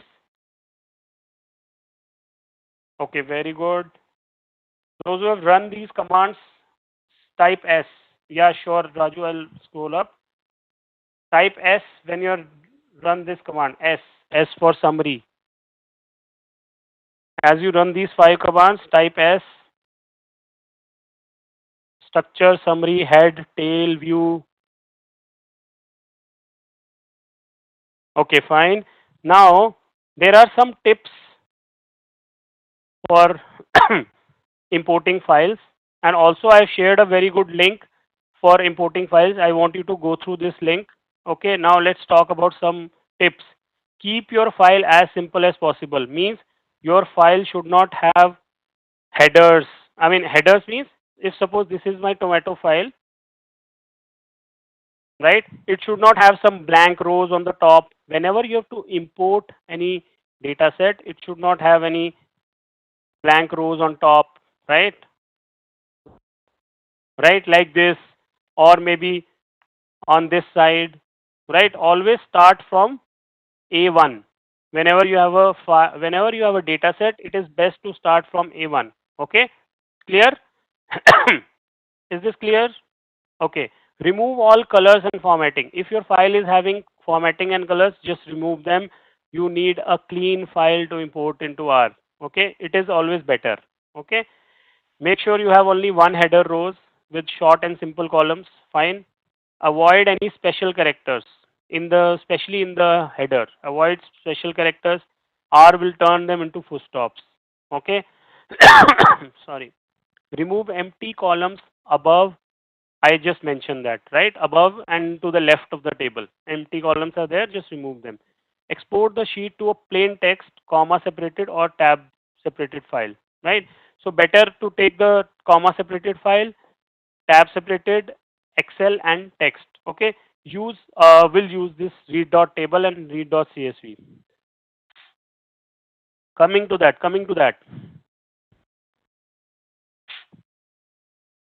If it is a text file, it has another comment, right? It has another syntax. We'll do that, right? Okay, next. Okay, now all those who were facing nightmares importing file with codes, there is a very interesting part on this interface. Import dataset button. Can you see this import dataset button in the global environment, all of you? Right, those who are having nightmares writing codes, can you see this import dataset button? All of you can see? Import dataset button, right? Click on this button, you'll get this, right? for CSV file, use text base, right? You'll open this window because it's a CSV file. Take in tomato. Can you see? All of you get this window? Yeah. I'll wait. Don't worry.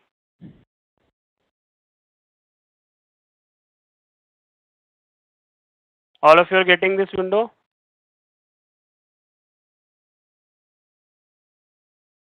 If you want me to repeat, you can tell me, right? If you're getting it, very good, right? All you have to do is just click import.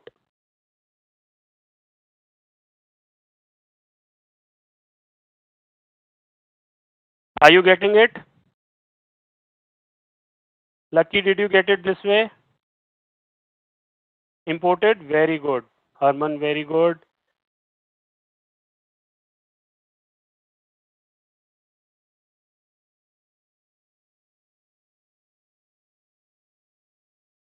I'm getting lot of yeses.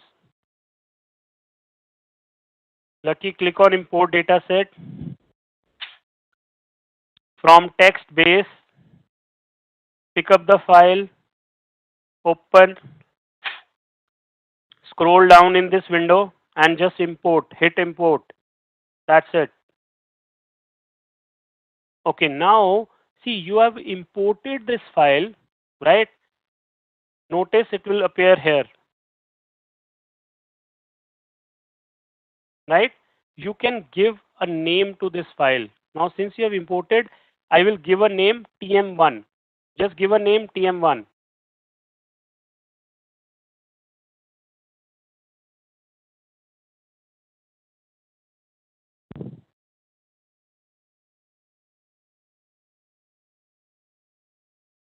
Give a name TM1 and you will see TM1 also comes.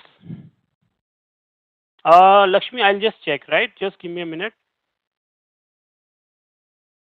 You will see TM1 in the environment, right?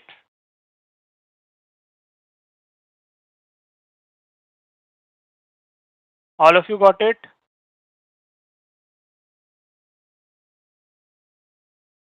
Yes? Angela, what's the issue you're facing?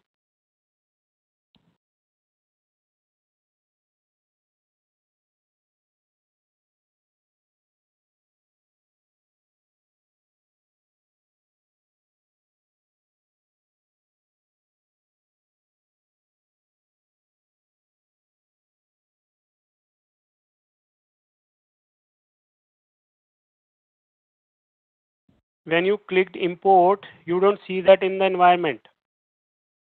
But view, it was opened in the view. You were able to view it, Angela. You were able to view it. Yeah, tomato file.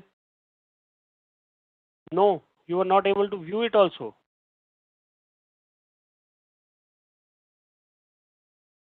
Try again. Try again.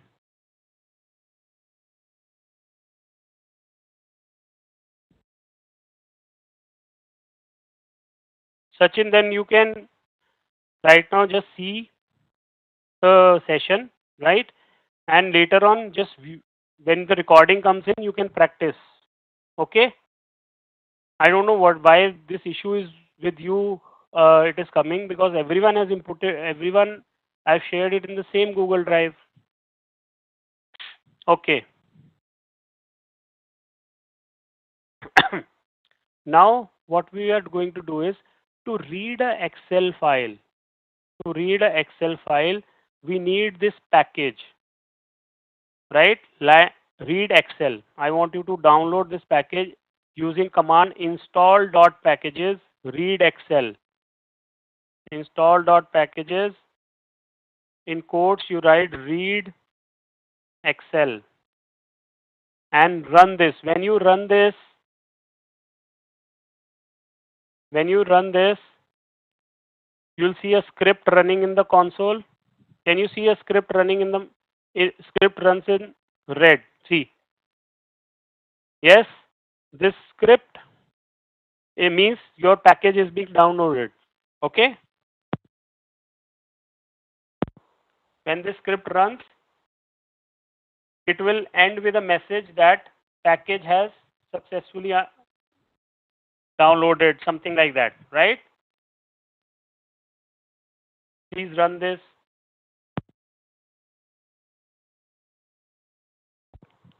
Now, okay, I'll wait for some more confirmations. Have you installed the package? And check in the packages. In the packages section, check in the packages section, go to packages, and you can just search read Excel. Do you have it? Like this, you will have read Excel files. Yeah, for 1.4 version, Nutan 1.4 version, right? 1.4.0, right? Everyone has this? Very good. Okay, now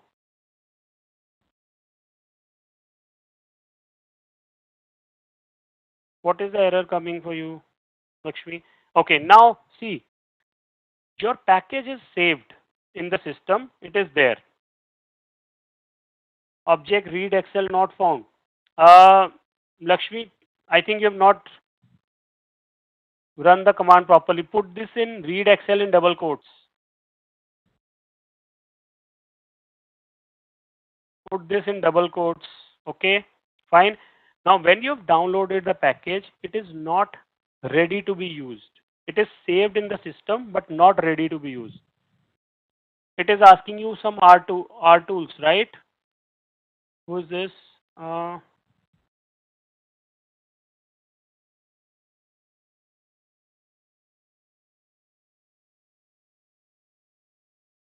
Who messages? Vijendra. So unable to access the index for repository, cannot open CRAN packages. R tools. Vijendra, it is guiding you. Go to this link, last link, R tools. Right? There is a link for R tools. Vijendra, just go to that link and download R tools. Some drivers are missing. Right? Go to the R tools link that is it is giving and download R tools. It will give you complete instruction from there. Right? Just download that. Okay, Ram says install.packages read Excel library. Anything wrong in this? No, Ram, this is correct. but run this one by one. Ram, run these one by one. Okay, Ram, run them one by one.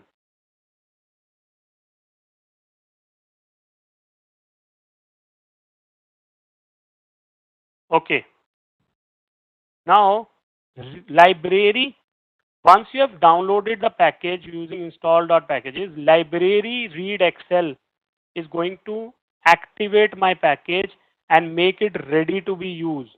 So always, whenever you use a package, right, we call that package by library read Excel. So I'll write library. Whenever I have to use a package, I will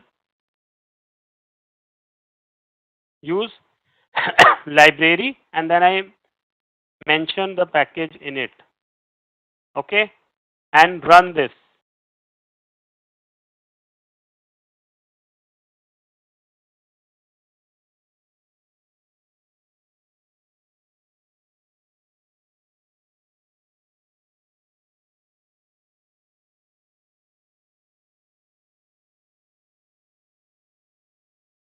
Okay, how many of you did library? You'll get a message. That's okay, right? Warning message is okay, not an issue. Okay. Now, when you have run library, now you're ready to use or pick up a Excel file. Read.excel. Read.excel. File choose will help you pick up a Excel file, right? So what we are doing is, I'll I'll write this command read underscore Excel, not dot, sorry. Read underscore Excel file dot choose, right? This is a file, there is a file called sales quantity. See, when you run this file read underscore Excel file dot choose sales quantity, can you see this file, all of you?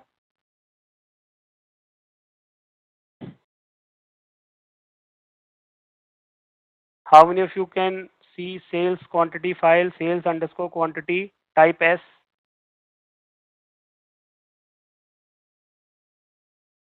Just select that file and open and name it as SQ. So I have assigned a name SQ to it, right? So SQ assign, I'm assigning the name SQ to it. Okay, we'll wait for some more confirmations. Those who are able to import sales quantity, can you check SQ file in the global environment? Those who have done, can you check SQ file in the global environment? Saurav, I count import sales quantity. Count? What do you mean by count? I could not. Saurabh, run this line 1110. Run line 1110. Okay, very good. Those who have imported, excellent. Very good. After this, see, there are two sheets in it. This file has two sheets, right? See, this file has two sheets, sheet 1 and sales quantity data, right? So wherever there is data, right, I will just mention that sheet, right?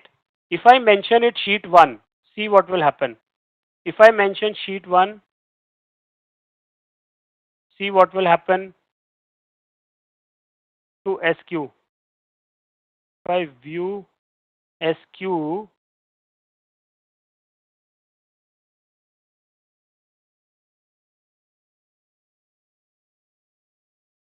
if I mention sheet 1, sorry, I'll run this. Yeah.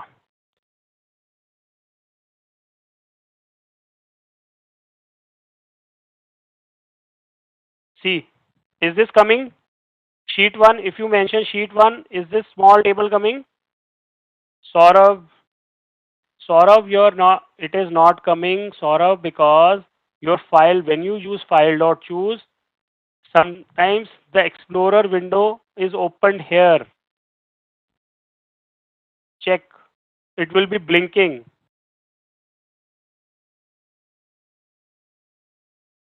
Okay, you can use import dataset. Saurabh, you can use import dataset. Right? Click on import dataset. Use Excel from Excel. Use from Excel and import this file. Okay. I'll check what exactly is the issue with your, or you can just quickly share your command also that you have written. How many of you were able to import sheet 1 as this?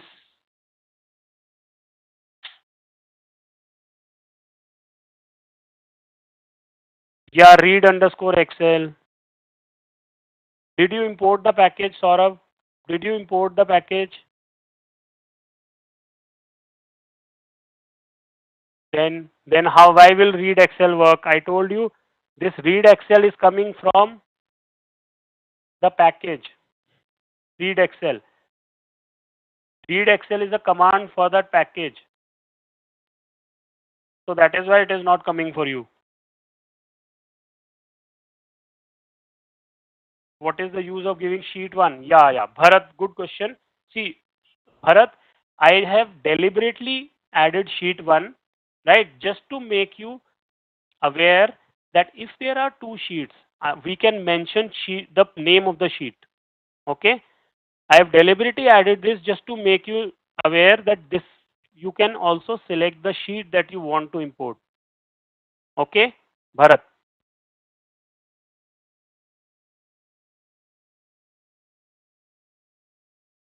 What file did you choose under file dot choose? Sales quantity. Yes, Angela, right. Sales underscore quantity.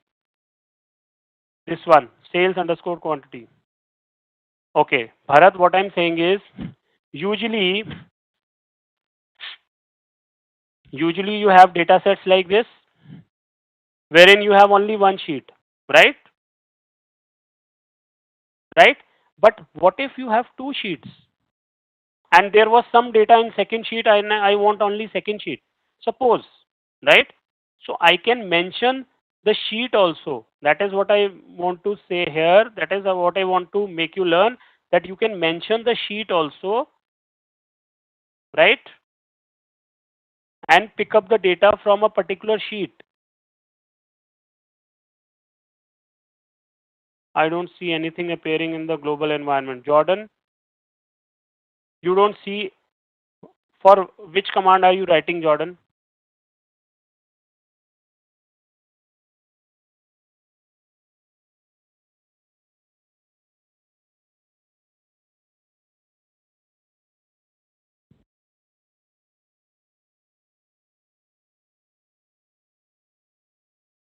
Jordan, did you import the package read underscore Excel? Oh, sorry, read Excel. Did you import that package read Excel?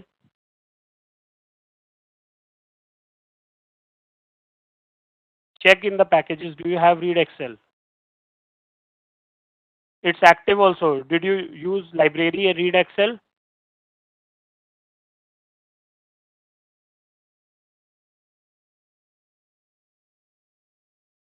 Did you make it active, Jordan? Yes? Okay, fine. Then you should then run this line 110, read underscore Excel, run it.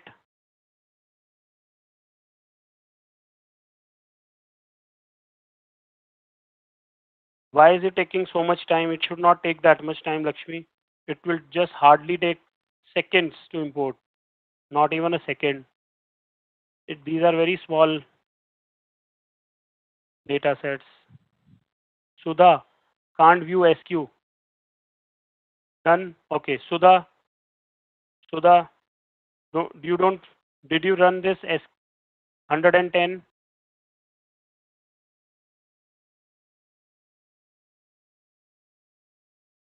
And before this, did you activate the library?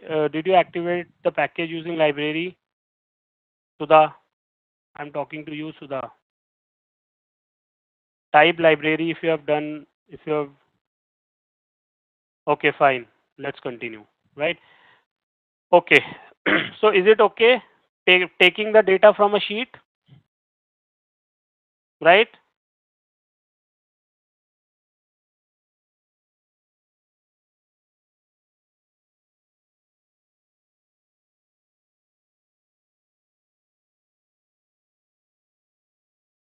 Jordan, I think earlier you were not writing the code. You did not close the bracket. That is what the issue was.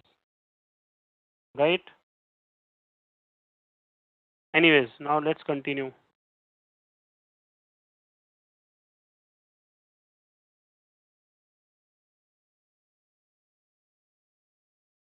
Okay. Now, sheet 1, all of you have imported sheet 1, right? Now, instead of sheet 1, okay, if you have two sheets, right? If you have two sheets and you don't mention the sheet, right? By default, it will take the first sheet. Okay, it will take the first sheet by default.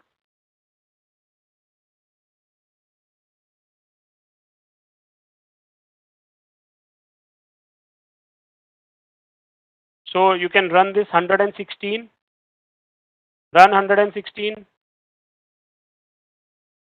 and run 116 and view it, view SQ. See, are you able to see SQ? Run 116 and 118 in the on the screen.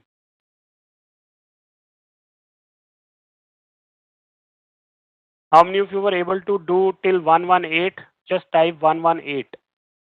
Type 118 if you're done.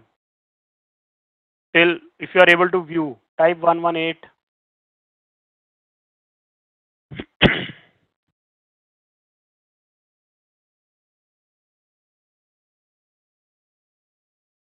Okay, we'll wait for some more confirmation. 118, if you're done till 118.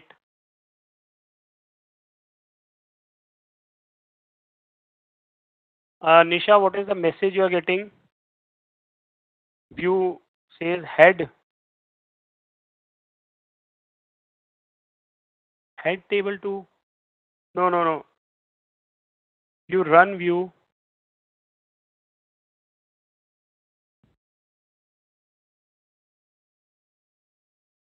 Okay, couple of more confirm.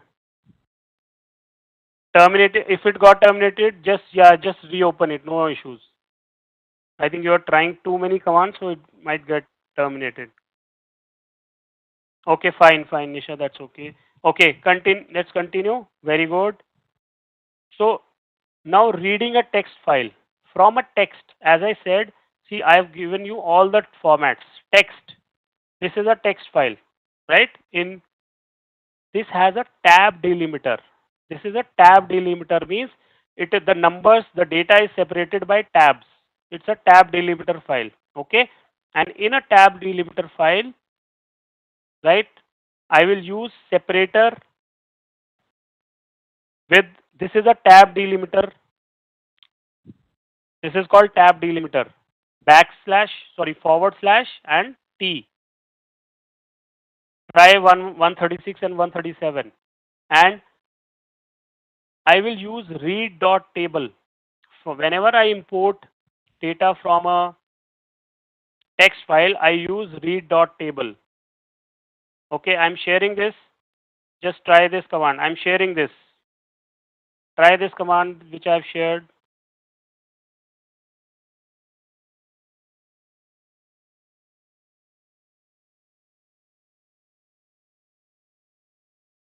Arup, can you share your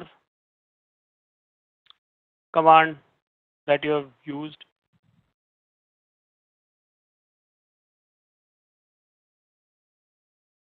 Are you able to create this variable impex? How many of you were able to create this variable impex type I? Type I if you are able to see this in the global environment.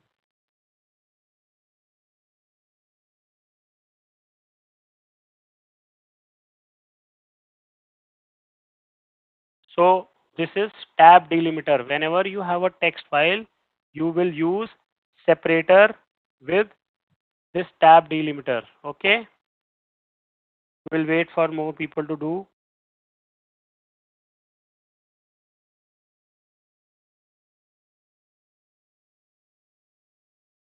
Jordan, just close R and then open it. I think your R has got stuck because you were trying so many. Yeah, terminated. Just open it again. Don't worry. It will work. Okay. Yeah. Yeah. If it is stuck, restart.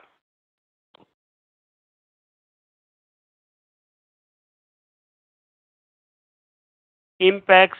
If you have imported this type I impacts, if you have imported type I,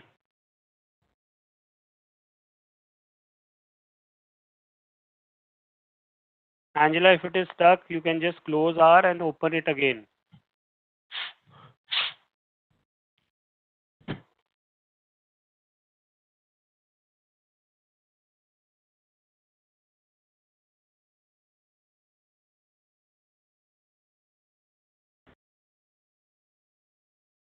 I'm waiting for more confirmations. Impacts, if you are imported impacts type I, when I run commands are typed in blue, it is,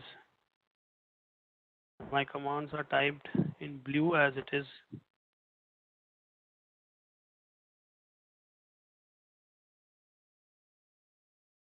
Nisha, I could not get, my commands are typed in blue as it is when I run them.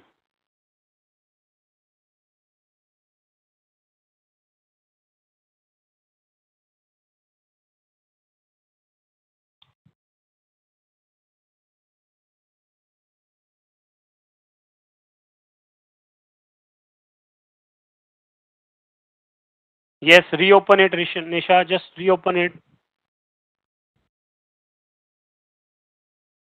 Terminate and open it again. Santosh, what is the issue? This has run, but it is not showing in the environment. You were not getting any error, Santosh? There was no error in the console?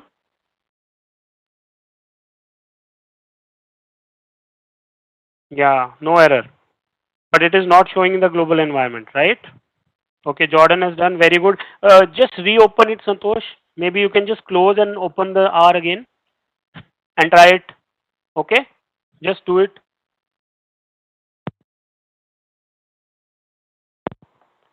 And those who have done tab delimiter, you can try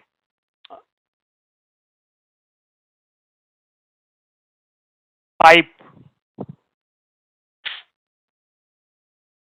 You can try pipe also. There is a file import export pipe. Try that import export pipe. Now see this. Can you see pipes? It is dividing pipe by pipe, right? Delimiter here is pipe. You can try this also. Just you have to change the separator. Rest everything remains same.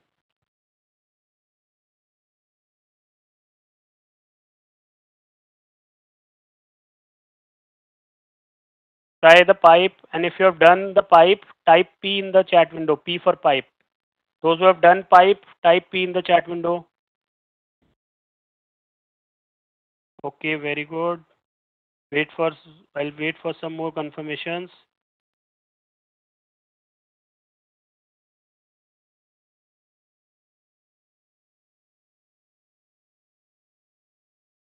Can you say use to give T to header? Yeah, I am using it now. Bharat, I am using T. Right? T means true. Yeah. So T means true, na?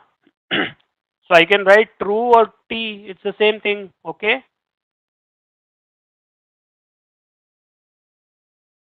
Okay. Then there is a command called read.delimit.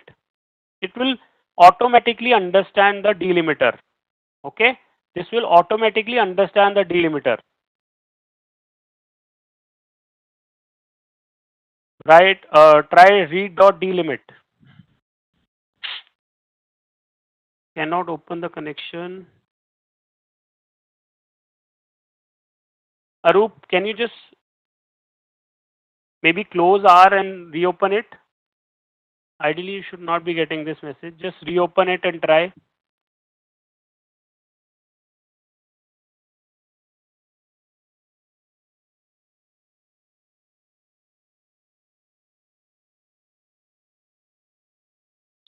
When you are done with delimit line 151, you can type 151. 151, 151. When you're done, type 151.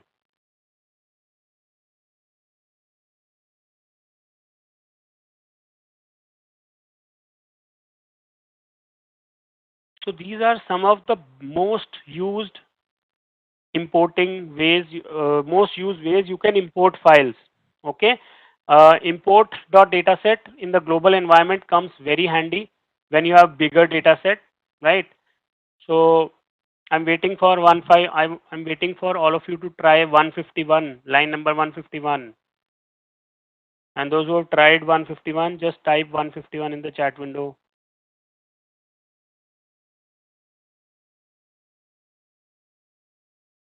I'll wait for more confirmations. 151, very good. Don't worry, this is, of course, there'll be a learning curve today, right? And I would want all of you to please do practice this, right?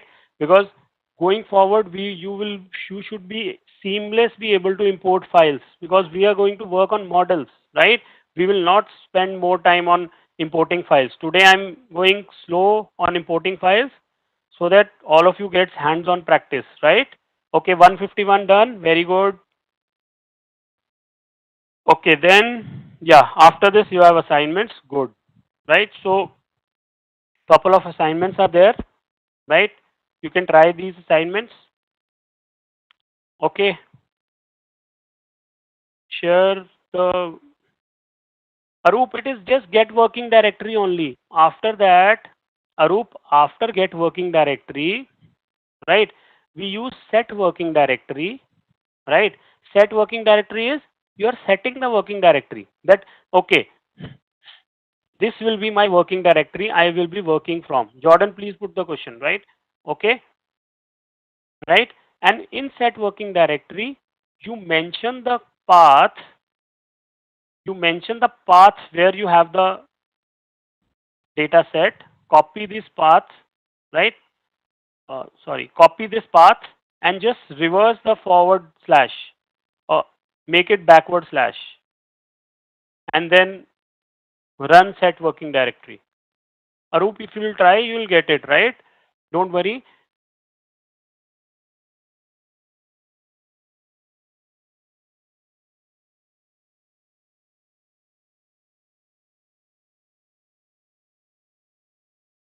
Just restarted my R and run this.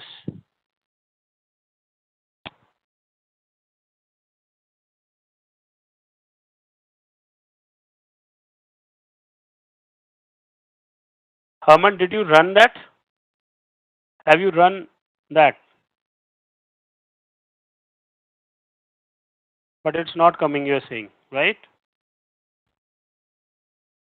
Should come, I don't know why. Okay, what I'll do is I'll you will share the screen with me, right, towards the end, and then we'll see, right? Don't worry, I'll share, you'll share the screen towards the end, but okay, just let me know towards the end. We'll okay, right? So this is I these are all different ways of importing files, right? Now exporting files, though it is very least done, but to export file you have to install this package, write Excel. Please install this package. I am sharing the code, write Excel.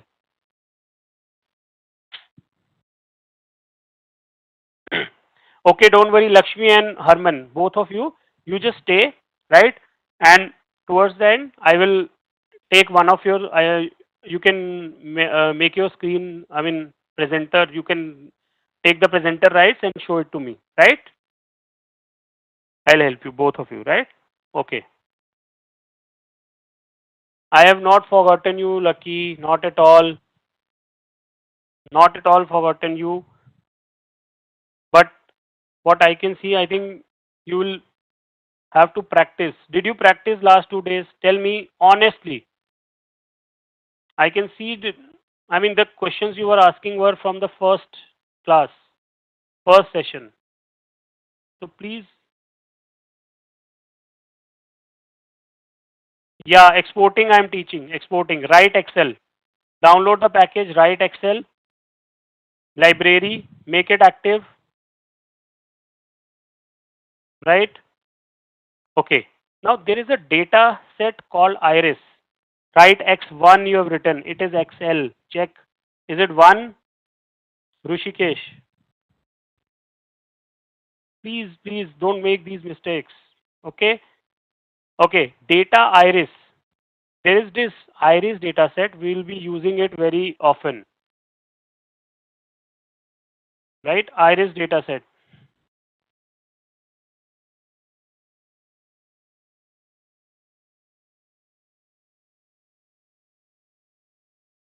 Okay. There is this Iris data set. Terminated unusually. Okay, Jordan, that's fine. Iris is the name of the flower. It is a data set for iris flowers. Let's view this. Let's view this data set first, right? It's a data set. It has 150 observations, right? Sachin, iris is a flower. This data set measures the length of sepal petal, right? Petal length, sepal width, petal width, and the species of iris flower. Okay, iris is a data set which records the length and breadth of sepal and petal, right, of iris flowers. 3 types of iris flowers. Okay. All of you are able to see Iris? Lucky, I'll speak to you towards the end, right? I'll just speak to you towards the end. Okay. Yeah, it comes in R by default, right, Arush? It comes in R by default. Okay. Okay. Now write once you have imported this package, once you have installed the package, write Excel, run library, write Excel, and then run line number 189, write underscore XLX, write underscore XLSX. This will, when you do this, you will save Iris dataset in the location that you have directed in your working directory, right? In your working directory, you will be able to save Iris dataset. Try writing 189 and check. Okay, yes, Vijendra. I'm not really able to fix install.packages issue even after downloading. You have downloaded our tools. So what is the error? Are you getting some error now also?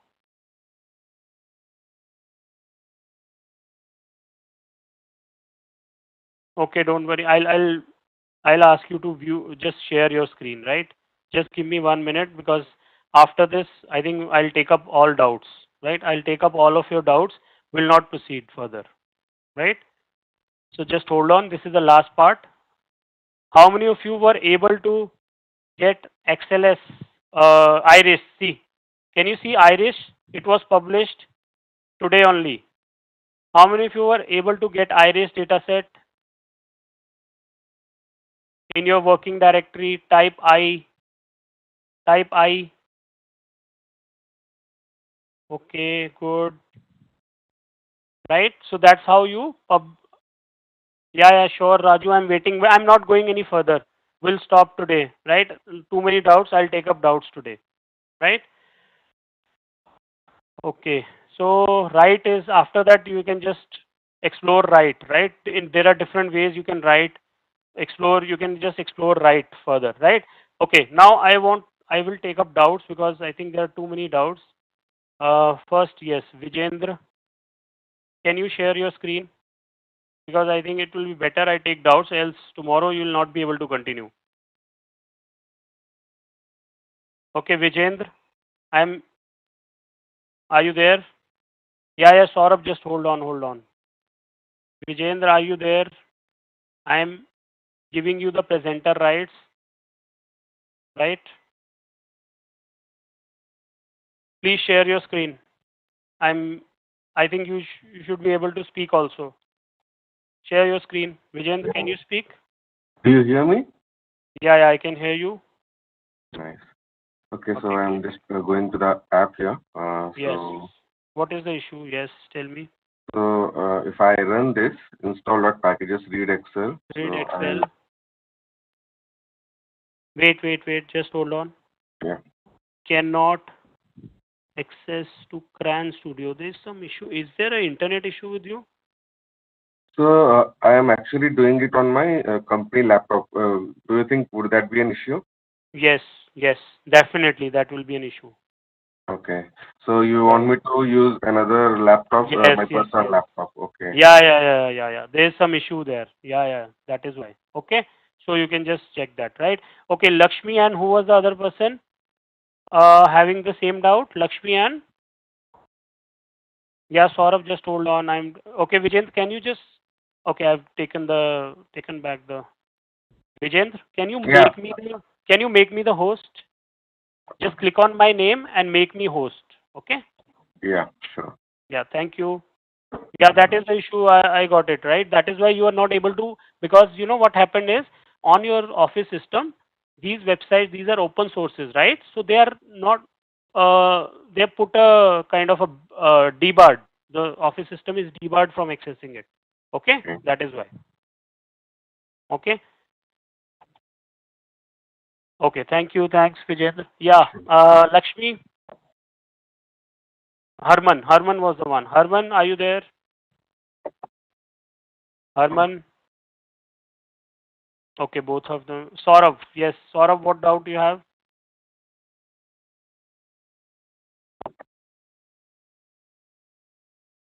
Saurav. Okay. Is anyone having any doubt relating to importing? Bharat. Sir, can you tell head and tail? Head means first, Bharat. Head means first six transactions will be visible. Tail means last six transactions will be visible. Okay. Saurabh, can you share your screen? Saurabh, should I give you the rights? Yes, Nutan, that will be really great because practice is required. I told you upfront. Saurabh, I'm sharing the screen with you. I'm giving you the presenter rights. Okay. Saurabh Ghoshal, right? Saurabh, I have made you the presenter. Can you speak, Saurabh? Your screen is shared. Yes, Saurabh. What is the issue? Can you hear me, sir? Yeah, I can hear you. Tell me.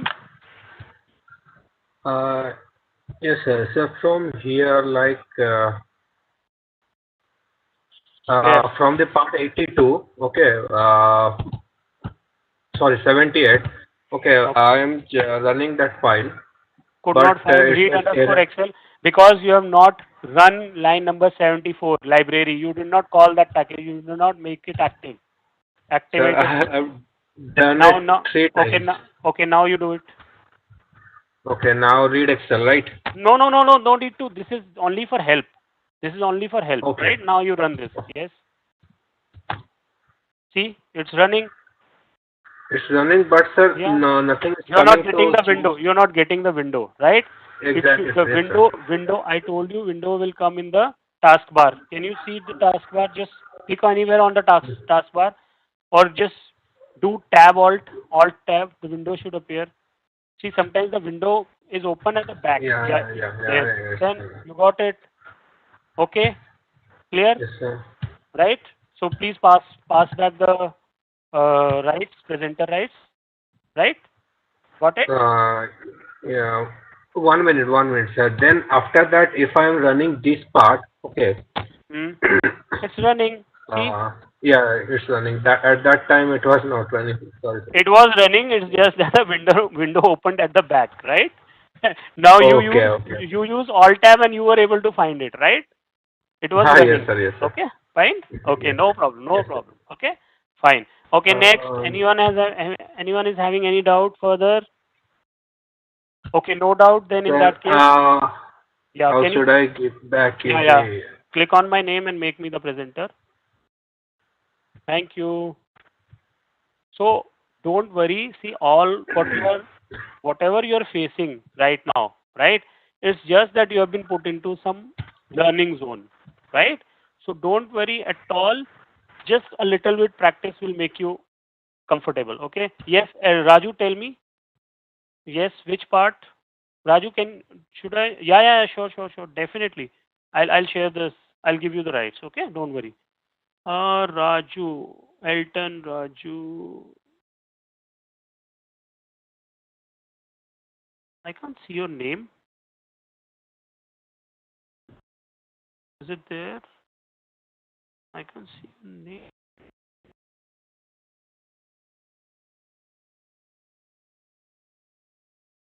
Okay, there you are. Raju, I'm making you the presenter. Raju, you can speak. Hello. Yeah, Raju, I'm not able to see your screen first of all. You see my screen now? No, not able to see the screen. Just share your screen. Monitor. Yeah, now it is visible. Right. Yeah. This Yes, Raju. for this last part, Yeah. .excel. Is it just for the Excel files as of now, or how is it? No, it is the format in which it will get downloaded. See, right? It is the format in which it will get downloaded. Okay, Okay. so it will get downloaded in an Excel format. Okay, Okay. Okay. right? Okay. And this is the only format we can download it from R programming. Yeah, any file which is there in Excel, right? Oh. I mean, yeah, of course. See, if you already have a file in your system and you import it, would you really want to download it back? No, na, Okay. right? Okay. Yeah. Yeah. Right. This is the data. Iris is the data set. It is inbuilt data set in at R, Okay. right? Okay. So I just showed you how you can download it. Though you will be see what you will be doing. You will be importing data set. Now you have external data set which you will be working on, Correct. right? You will very hardly you will export, right? But still I have included this so that you know that this is also a function. Okay. So in usual places, we don't usually No, you will in entire data science. What we will be doing, we will not be downloading any data set. Oh, We'll import. Majorly we will import now, right. right? You have external data set, you will import them, right? Okay. And run the models, create models rather, right? Okay. Okay, clear? Got it. Can you just Okay. share the code, please? This one. Yeah, sure. Thank you. Yeah.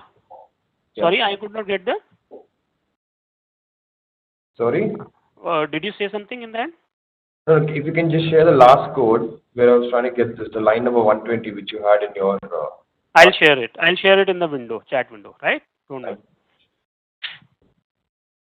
Okay, great. Next, anyone having any doubt? Raju, can you just make me the presenter? Just stop sharing. And how do I do that?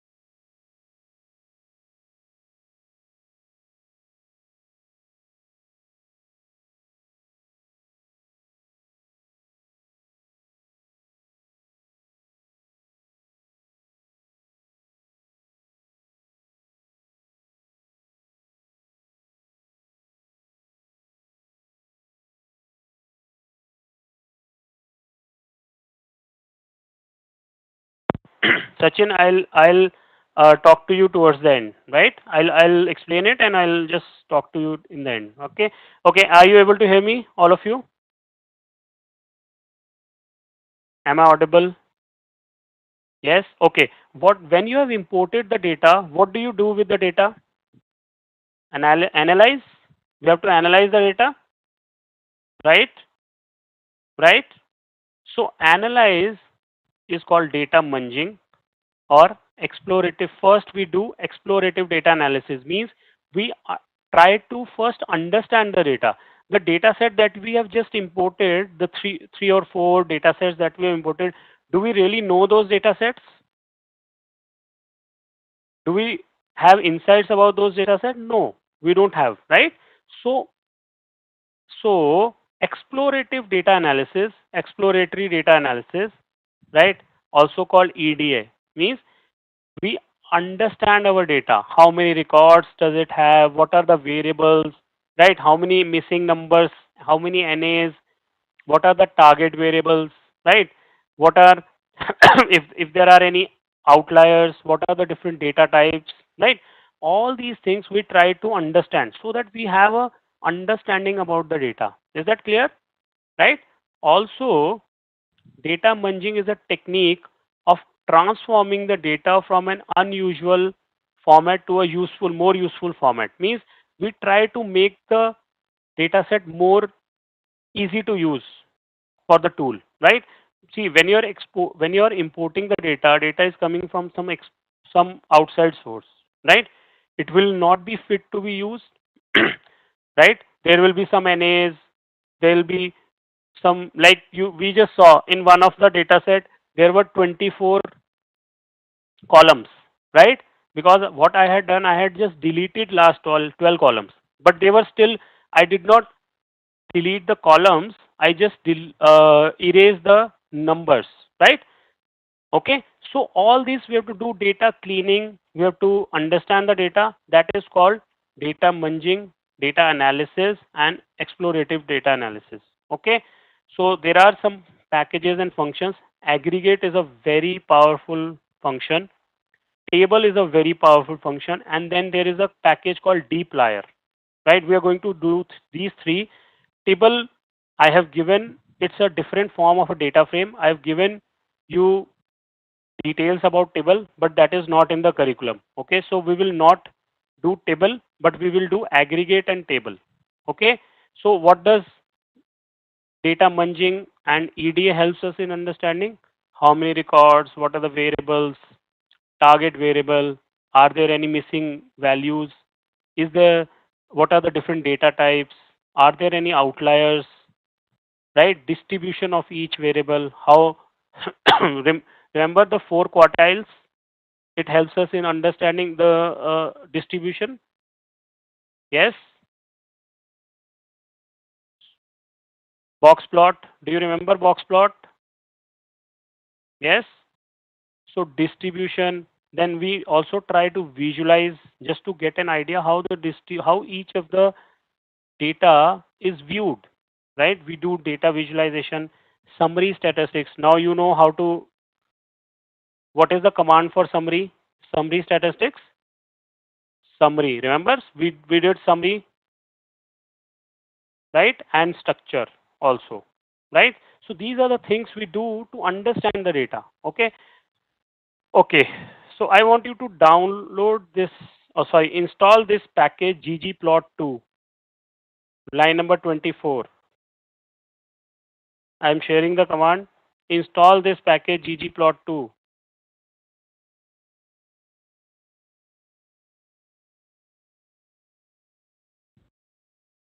Script will run.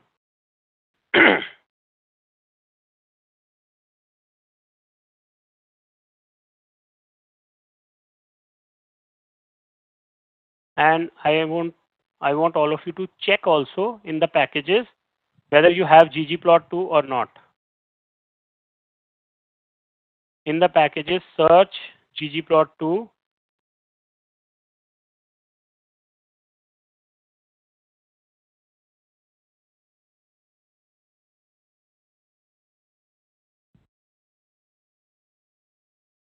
Search ggplot2. You should have a package called ggplot2. Version. This might be a older version. If it is a later version, you will have a later version, right? Latest version. Okay. Then once you have installed this package, activate the package using library. Just activate the package. 3.3.6. Okay, mine is an older one, so don't worry. Okay, mine is an older one. I'll also update it. I'll just install it again.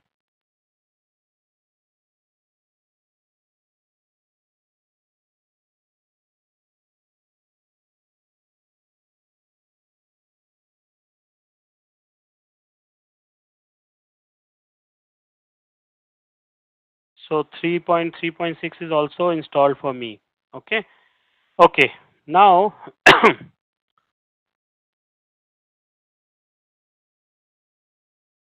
please help me install R and download package.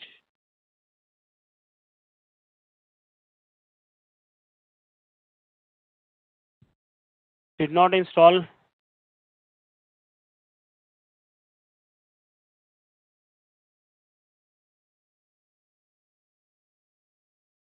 Okay. After this, after you've installed, activate the package.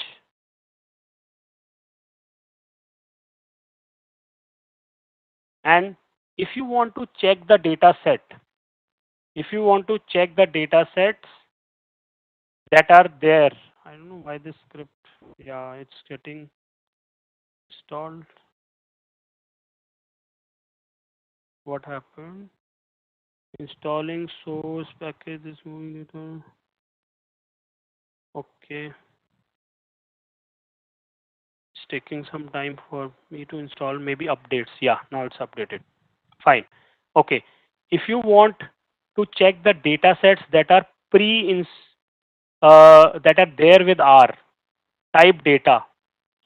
Data line number 29 will give you all the data sets that are already there for your practice in R. Are you getting this list? How many of you got this list? Type D for data.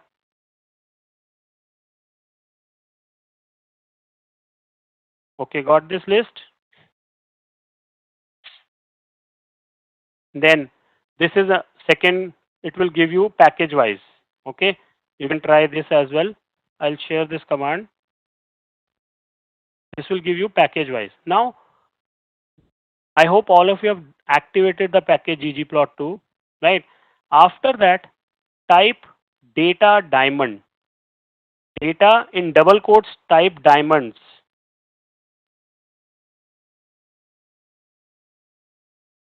You have to activate this data diamond is a ggplot2 data. Mind it.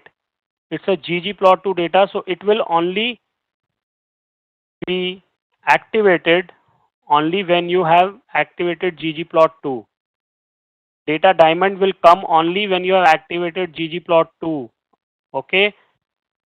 Now when I run data diamond and after that I view diamonds. Let's view diamond. You will get a data set like this. How many of you are able to view diamond? Type D.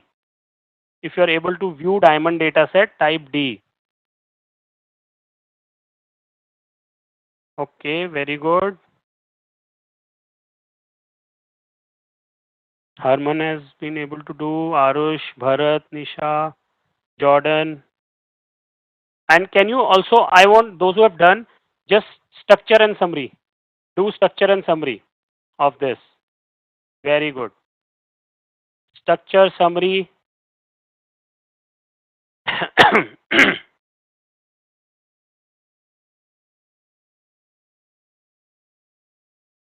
Why is it not, Lakshmi, what message are you getting?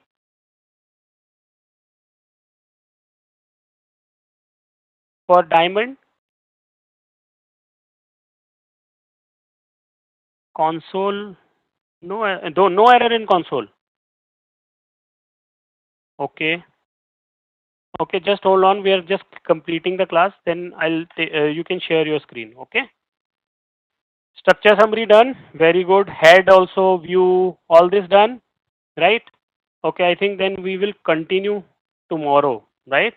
We will continue tomorrow because and we'll continue from here exactly. Okay.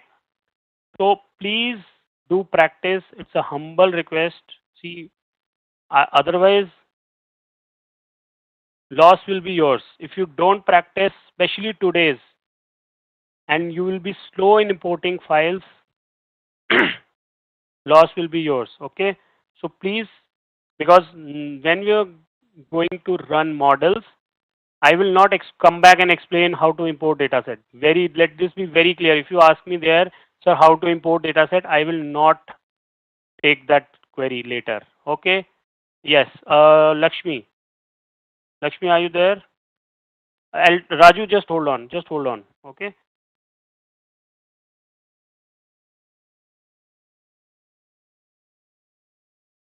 Yes, right, Jordan. You're right. You're right.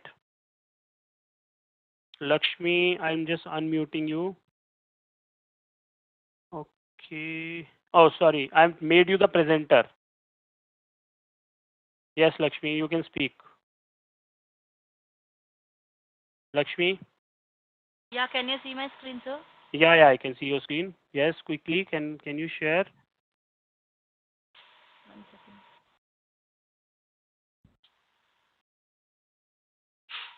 see Yeah, me? tell me, what is the issue?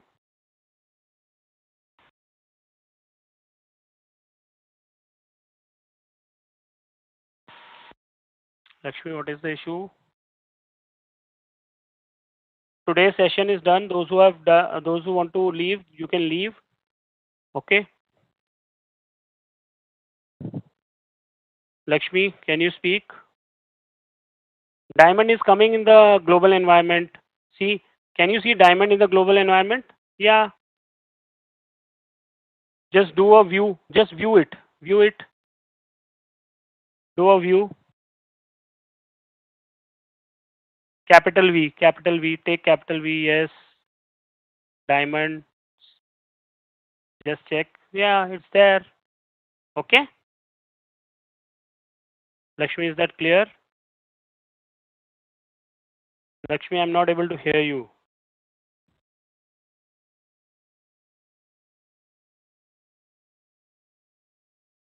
No, I can't hear Yeah, you, can you Lakshmi. hear me now? Yeah, now I can hear you. Yes. Yes, now I can hear you. So is it clear? You are able to view it, right? Yeah, yeah. And Clear? before also there was a dot. हाँ sir, this also there was a dot. Yeah, tell me. Not working. So now Why? I was able to import from here. I don't know why. No, but try that. Read Excel. Try installing. It should install. Yeah, just okay. Good. Yes, put yes. Yeah. Click yes, and yeah, it's installing. See, let it be. Give it some time. Yeah, it's installing. Last time it got stuck also. Here. Okay, fine. So you'll be able to do. This one also. That was big. Yeah, just do it. Maybe R got stuck. That's why there were Like couple. this. Why? Yeah, wait. Error.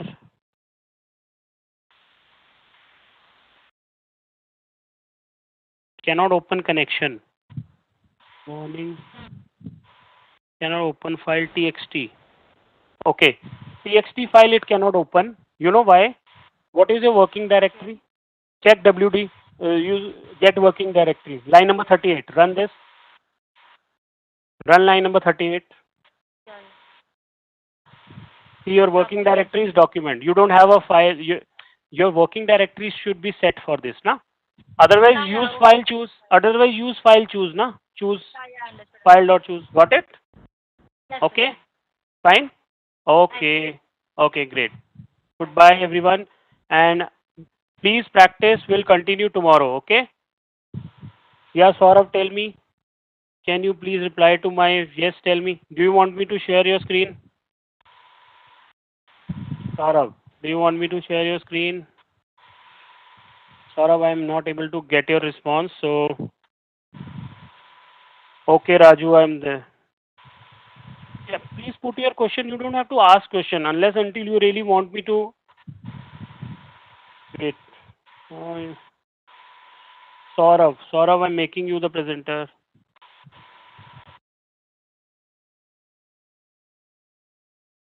Yes, Saurabh.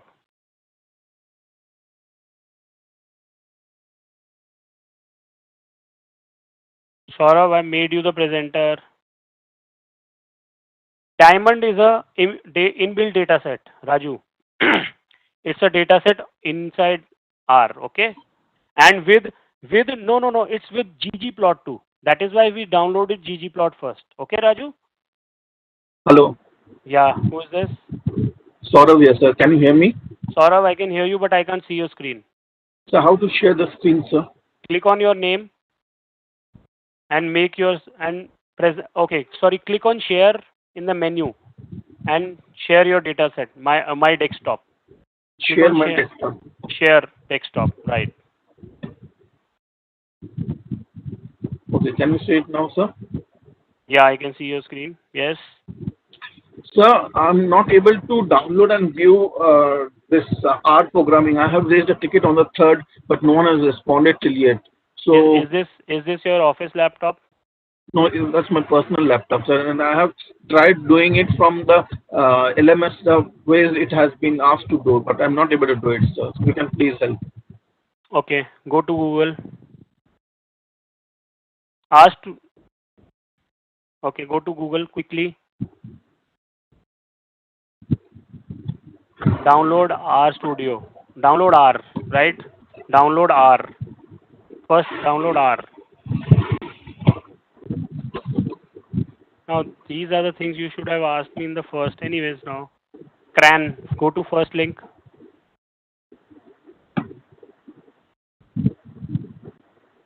Go to the top link. Download R.4.2.0. First one on the top. Click on it.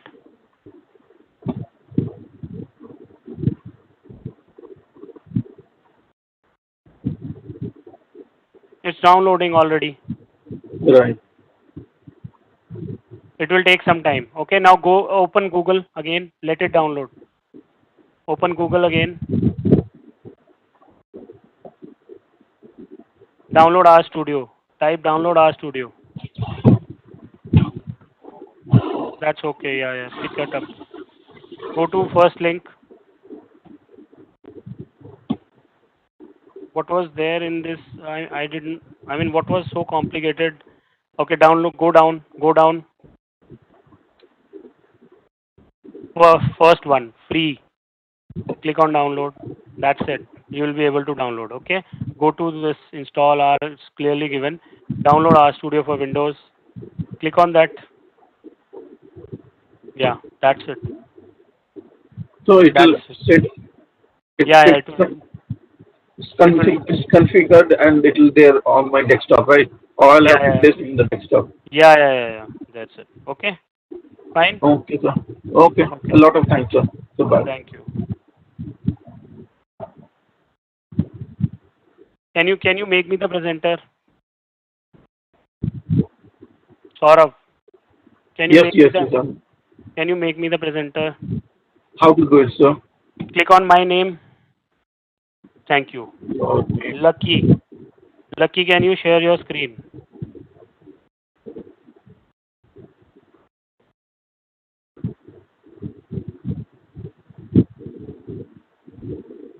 Yes, Lucky, you can speak.